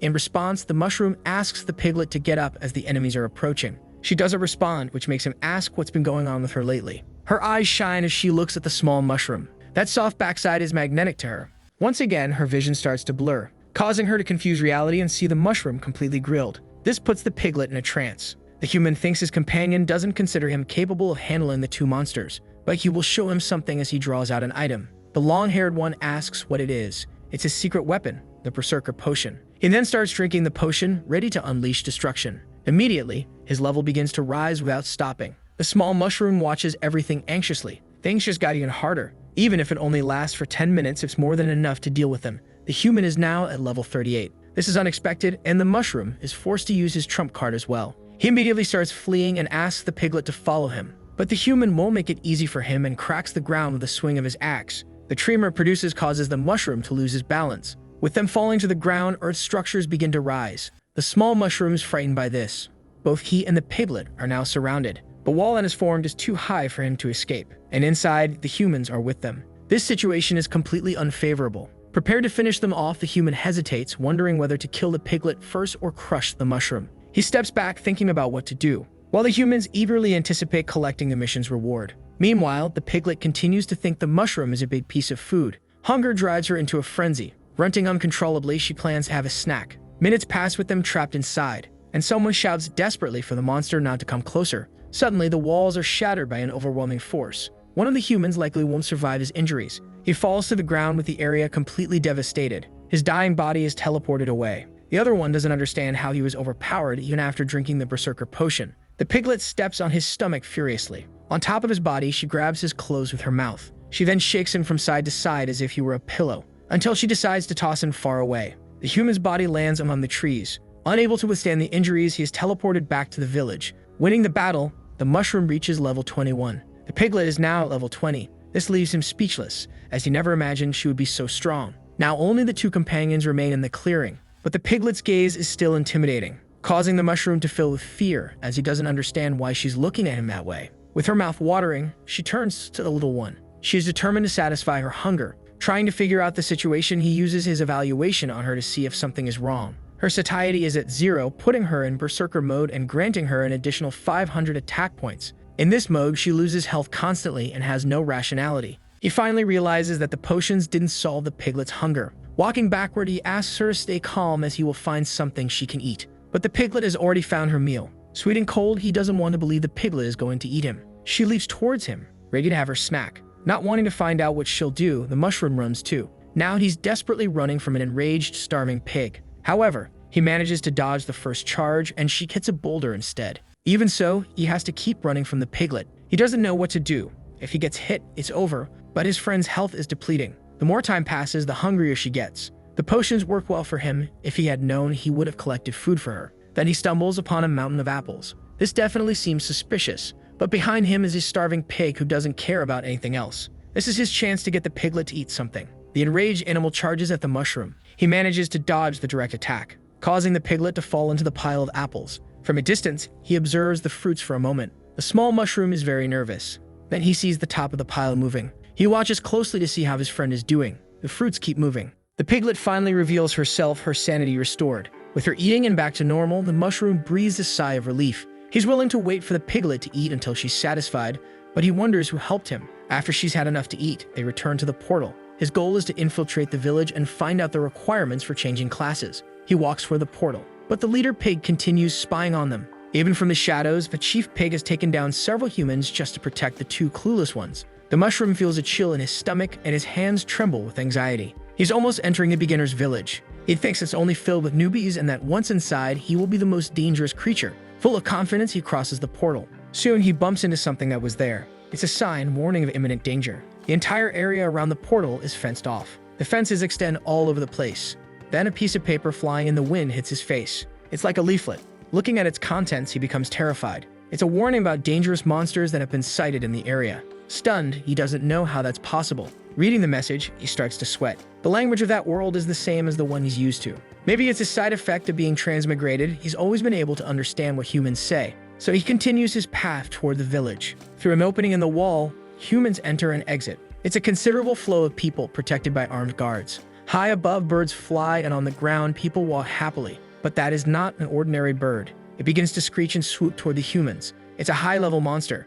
Terrified, the people run inside the village. A child is almost about to become bird food. Before the worst can happen, it is destroyed by a barrage of arrows. The small mushroom, witnessing all this, is scared. The sentinels are definitely very powerful. He forgot that it's customary for villages and cities to have guards who are nearly invincible. Now he needs to rethink his strategy. Meanwhile, the piglet hugs an apple with affection. Seeing this, he comes up with a brilliant idea. People are commenting that many dangerous monsters have been appearing around here, and even a level 40 warrior was defeated. Among them, there is a peculiar figure with an apple at the end of a wand. The mysterious figure is almost passing through the gates, but one of the guards orders them to stop. The person hesitates at the command, but the guard warns about the fines for improperly discarding trash and reminds him to dispose of the apple correctly. Without responding, the mushroom stands still, with his mustache made of the piglet's fur. They are using wizard robes as a disguise, and the wand with the apple serves to guide the piglet. It feels like a genius of disguise.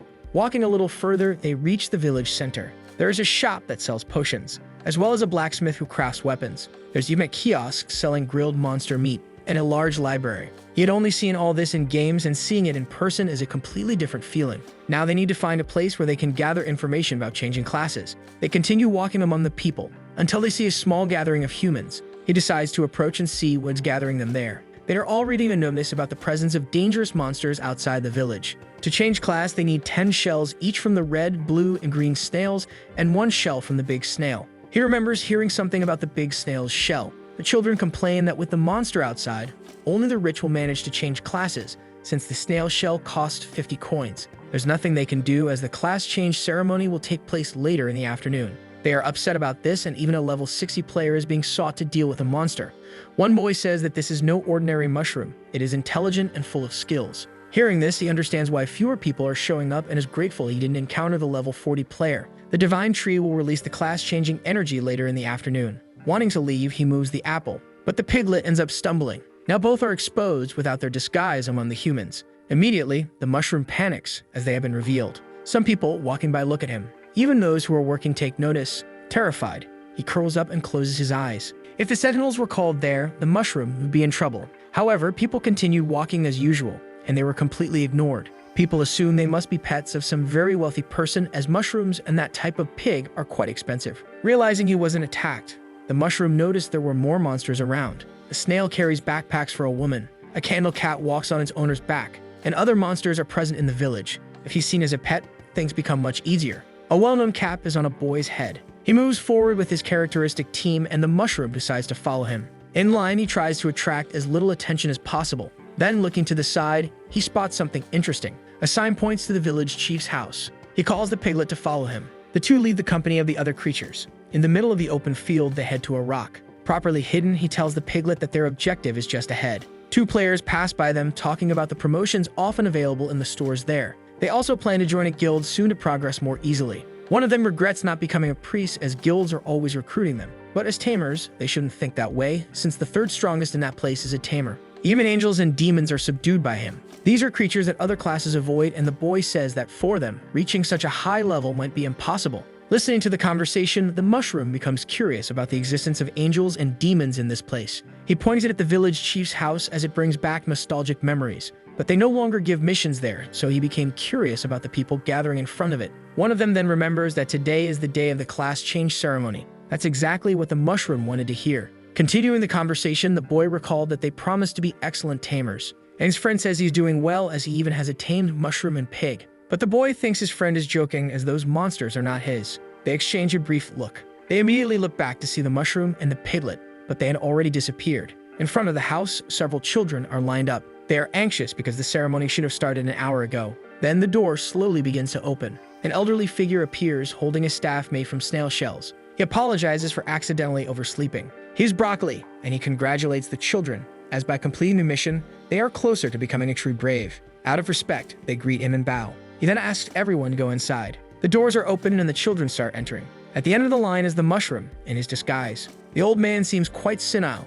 It won't be hard to get past him. The elderly man then asks if he is the last one. Placing his staff in front of the path, he asks him to wait. This makes the mushroom wonder if the old man noticed something. He says that food is not allowed inside the house. He extends his hand for the apple to be handed over, so he takes it for himself. Inside the disguise, the piglet becomes furious. Holding her ears, the mushroom tries to calm her down. Without the apple, it's much harder to direct the piglet on which path to follow. He struggles to keep her moving in a straight line. Reaching the hall, he is met with a scene that leaves him surprised. It is the divine tree, and it is enormous. Surrounding it are several books, and its branches fill the entire space. From outside, he hadn't imagined the interior would be so majestic. On the trunk, it looks as if a woman is carved into the tree. All the children are admiring the majesty of the place. The old man asks them to place the materials in front of the tree so they can begin. As they take their time, he urges the children to hurry, and the mushroom notices that he is much more energetic now. With the materials in place, they are to pray to the tree for assistance, and then return the next day for the results.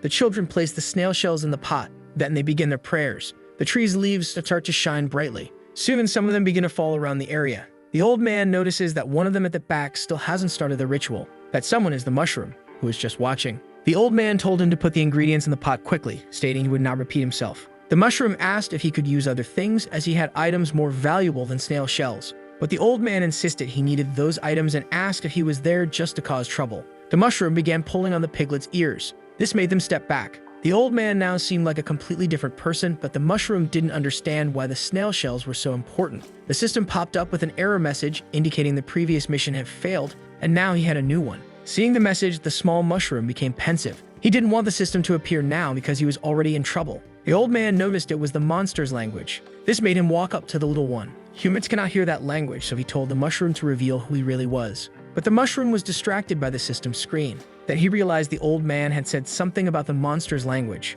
but the old man had already disappeared. He was puzzled for a moment, but soon understood what was happening. That old man was ready to take him down. The system screen started glowing intensely. The small mushroom had to close his eyes as the brightness was blinding. Soon, there was an intense, mysterious light. The old man's staff struck the ground, partially cracking it. But the mysterious figure speaking the monster's language was no longer there. Seeing this, he was thoughtful about the disappearance. The system warned them they were in the penalty space.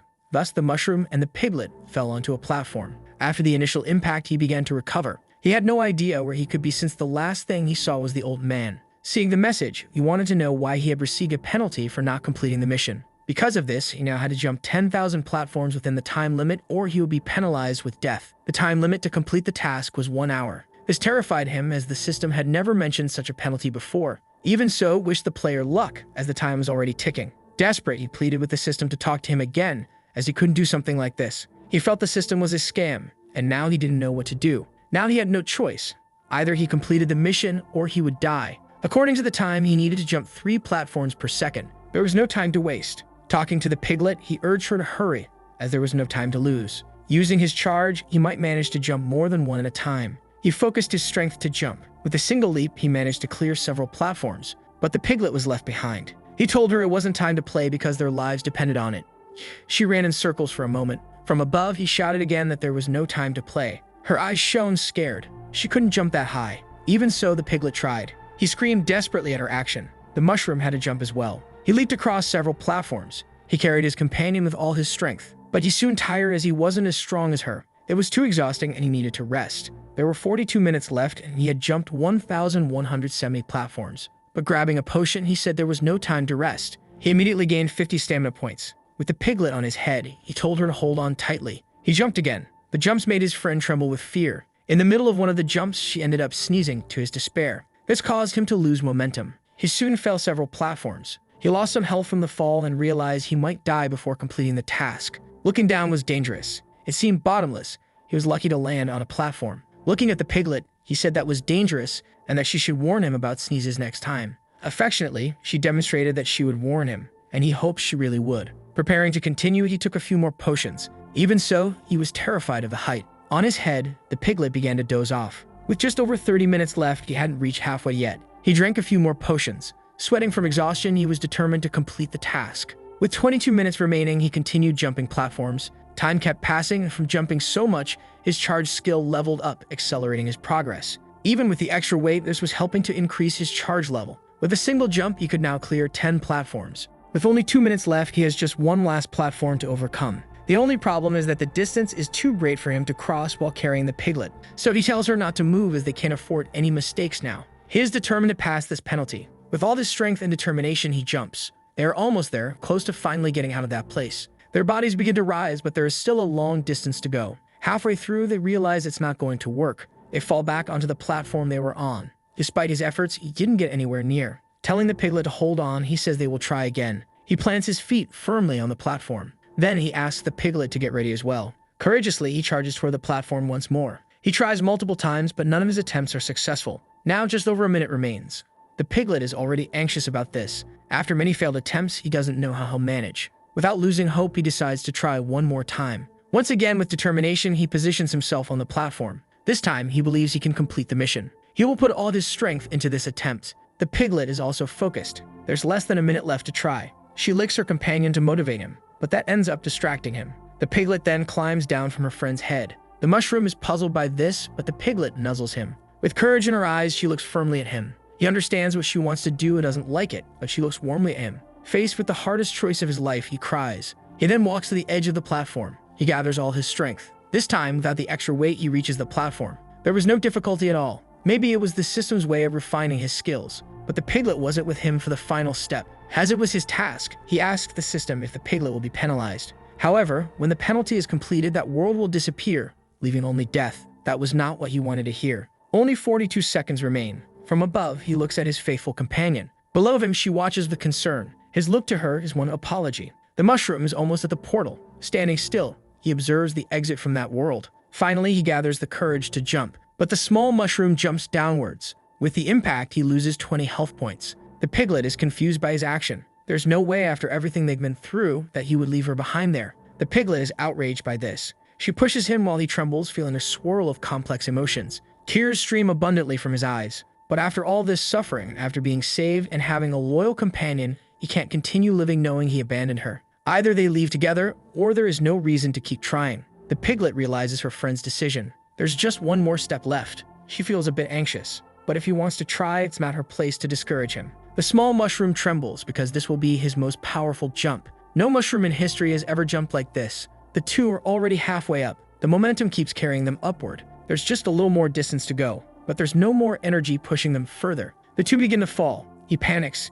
The attempt didn't work. There are only 12 seconds left before it all ends. The piglet closes her eyes in fear. Time keeps ticking down. The small mushroom is also scared. The system alerts him that time is running out. Emotionally, he can't believe he's going to die in that place. Then he opens his eyes and remembers that he can do this. Just like that explosive mushroom propelled itself forward. Even with little time left, he has an idea. There are only 5 seconds left to try. With his hands, he grabs the piglet's paws. Now all that's left is pure determination. He uses all of his strength for this, and releases a powerful spore explosion. Time is running out, but he is rising. They need to keep going up. The spore cloud lifts them higher. This is now the spore jet. With only 1 second remaining, he is almost at the exit. The piglet's body crosses the portal as time hits 0. The system finally congratulates him for completing the penalty.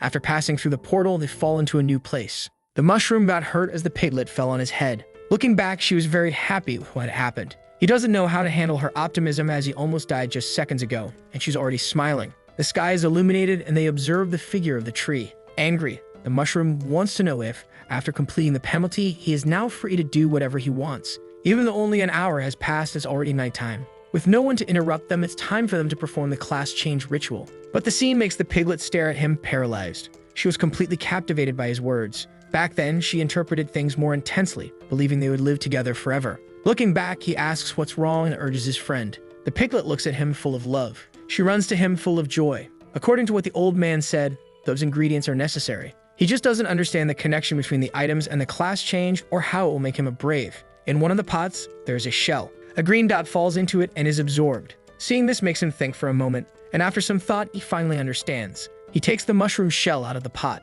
With the pot empty, he tosses it aside. He does the same with another one that was full, discarding it after emptying its contents. He finally finishes, believing this is necessary for his super class change. Even though he didn't bring anything, he doesn't think taking material from others will hinder him. He joins his hands and begins his prayers. Saying out loud, he asks the divine tree to help him change classes. Slowly opening his eyes, he looks to the side. Nothing had happened yet. This makes him question if his method is correct. Perhaps he needs to clear his heart like in the dramas. He repeats his mantra once again to the divine tree. Still, nothing happens to him. On his third attempt, he tries adding some magical words he made up. And once again, nothing happens to him. Not knowing what to do, he prays with various unusual words. After many attempts, everything remains the same. In front of him, the tree is still the same. Now he's wondering if monsters truly aren't meant to have a class change. The system appears, reminding him it warned him and recommended he give up. To him, this appearance only serves to provoke him. He's come this far and refuses to give up. He will find a way no matter what it costs. There must be a way, he thinks. It can't be that there isn't one. He shouts, asking for silence as he's trying to think. The piglet hops around calmly. While jumping, she's eating the glowing dots. The mushroom asks her to avoid eating everything she sees, but the piglet ends up leveling up. This surprises him as it seems completely impossible. Now he wants to know what that green energy coming from the tree is. One of them falls onto his head. Only then does he realize what happened. It granted him 50 experience points. He picks one up and uses his evaluation skill. It's condensed magical power, and since it comes from monsters, humans can't absorb it directly. He realizes that humans use mushroom shells as a transfer medium. The secret isn't the snail, but rather that condensed energy. Realizing this, he asks the piglet to leave some for him. They have only one goal, to eat as many as possible. They continue consuming the green energy. Their levels begin to rise rapidly. Soon, they have no more potions left. Even after absorbing a lot, his mobility is poor and he gets tired quickly. He suggests the piglet also take stamina potions so she doesn't get too tired. But she keeps eating the green orbs non-stop. Analyzing his friend, he is perplexed. The piglet is already at level 28. Knowing this leaves him feeling down as she's evolving faster than he is. It's hard to compete with someone who loves to eat so much. Being a mushroom is too disadvantageous. There must be a way for him to absorb all that energy. Curious, he calls his system. Appearing, it says that monsters cannot change classes, but he wants to know if there's something in his inventory that could be useful. He's at level 27, and there's nothing unusual there. Looking at his skills, he begins to think. His eyes focus on his skills window. Decomposition is ready to be used. He looks at the divine tree. Since he's already there, he has nothing to lose. He plants his feet firmly on the ground. Then he jumps with all his strength. To go even higher, he uses the spore jet. Once at the top, he performs a beautiful maneuver, landing perfectly on the head of the sculpture. The piglet looks up at him from the ground, worried. She's very concerned about him being in such a high place. He reassures her, telling her to just sit and watch. The piglet complies, paying close attention. The small mushroom closes his eyes. Placing his backside against the tree, he apologizes for what he's about to do. His decomposition ability is activated. Power begins to emanate from him. Since the tree is organic material, his potential is amplified. The mushroom's backside shines intensely. All of his strength is focused on the decomposition. The piglet watches him apprehensive. Using all his might, the mushroom shouts. The system warns that this much energy could cause unknown changes, but he has come too far to back down now. He is determined to absorb everything. The longer it goes on, the more his level increases and his skill is perfected. Small green orbs fall from the leaves, but instead of scattering, they return to their source. Now the magic isn't being released anymore. It's being completely absorbed, flowing directly into the mushroom. Soon, the leaves begin to wilt, until the branches also start to wither. Despite the warnings, he asks for the absorption to continue. Down below, the piglet remains worried. Faced with all this power, the mushroom cries out. The magic passes through the figure of the tree, and even it begins to age. With its magic being drained, the entire tree is drying out. The small mushroom perseveres with the decomposition. It demands his full dedication. The decomposition is complete and part of his anatomy is pulsating. There's so much energy that he has to hold it with all his might to digest it all. Using enough force to cause some painful strain, he continues. The piglet's concern for her friend keeps growing. A small flower begins to bloom slowly. The mushroom feels that even though he's trying his hardest, it's starting to emerge. Now the piglet is anxious. There's so much energy that it can't be contained. As expected, the flower blooms completely. During the process, the mushroom screams in agony. Countless rays of power start shooting out of him. This is definitely not a painless process. The mushroom now shines with intense magical light. The rays of magic bounce off objects and are deflected. On the ground, the piglet watches them carefully until one of them targets her. The poor piglet is hit by the energy ray. It sends her flying away. Despite all the noise and tremors, the old man remains asleep.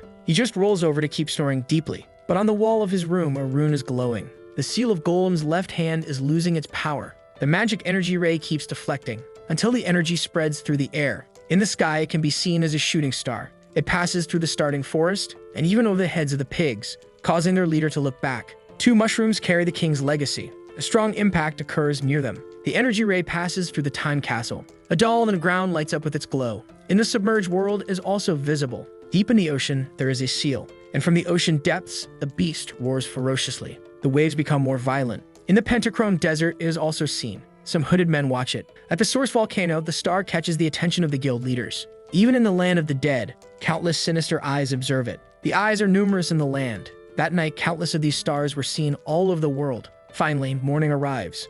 A little bird looks at the beetle that drifted by. It decides to leave its perch to approach it. It was at the village chief's house.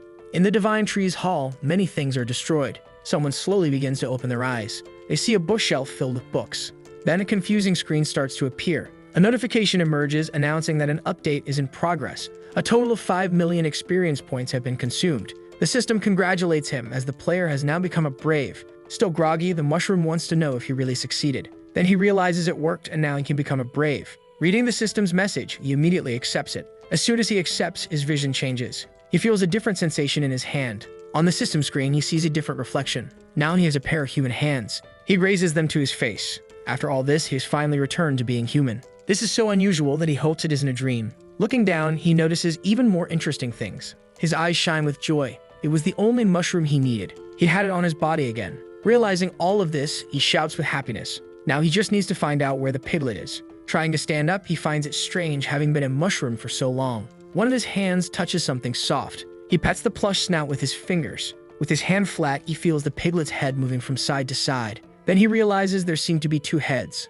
Now he looks down, curious. The sight next to him is what he thought was the piglet. This sight makes his whole being freeze. A nosebleed takes over the small mushroom. He has no idea who this woman is. This is the mushroom police detecting an inappropriate situation here. Censorship is necessary at this point in the story. A word of advice: mistakes are temporary, but regret is eternal. There was a woman completely at ease beside him. He must be hallucinating because he has returned to being human. Then he remembers that the piglet was hit by the ray. Finally, she begins to wake up. He tries to apologize to her, saying he didn't see anything. But she jumps toward him, calling him the mushroom. It's not the reaction he expected. 2 large, soft, and sweet piglets move toward his face. She hugs him with great joy. On the other hand, the 2 piglets merely give him a heart attack. There's no doubt, this is definitely the piglet. The 2 piglets press against his face. Embarrassed, he pushes the piglet away. His friend is so innocent, he can't take advantage of the situation and still think of himself as human. She hugs him again, saying he smells nice, much to his surprise. Outside, they hear people commenting about the meteor shower from the previous night.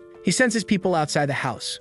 Whether monster or human, seeing the destruction in him, there could be a problem. He looks at the piglet to call her, but he can't keep looking for long. He immediately opens his inventory. Now he has a cloak to cover himself. Thankfully, he has these clothes so they don't appear indecent. Smelling his clothes, the piglet is delighted. While he thinks about how to deal with the people, his only option is to use the spore explosion and escape amidst the chaos. Since the place is large, he needs to use all his strength. His hands and feet start to contract with all his effort. After all this effort, he uses his spore explosion. All he releases is a weak puff.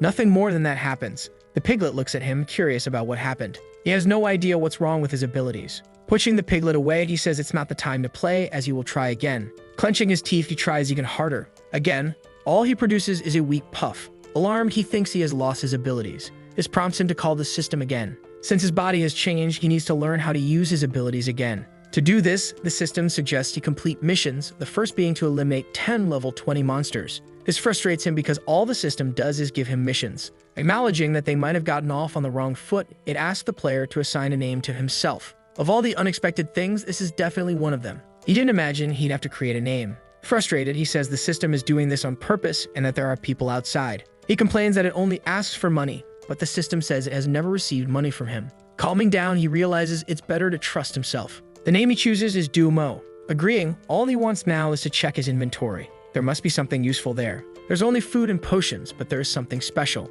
The system advises him to be kind because, as a human now, he has emotions and feelings. In his hands is the teleport scroll. If it works, they could reach the fountain in the city center, even though he has doubts about being entirely human, as he doesn't quite feel that way. He hears the same words the old man usually says about oversleeping and being late. He's not sure it will work, but he has no other choice. Consuming 20 mana points, he uses the scroll. Gradually, the magic circle begins to form beneath his feet. He needs this to work this time. The old man is getting closer and closer. The piglet speaks to him for no particular reason. This time, the magic circle continues to glow. The old man is almost entering the hall of the divine tree, and the mushroom and the piglet are still there. He enters and starts explaining to the children about the materials. The mushroom's face shines with a bluish light, and the old man looks at the hall, completely surprised. Everything is completely overturned. There are broken objects all over the floor. The place is a mess, even though the village chief is one of the strongest in the region. The boy mentions that a bright flash was seen from there the previous night. The old man strikes his staff firmly on the ground.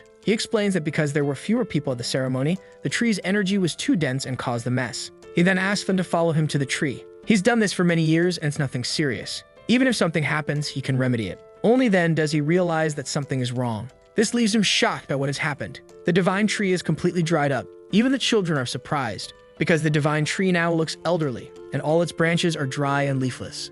So the video ends here. If you don't want to miss the next part, activate the notification bell, and see you next time on Tob's channel.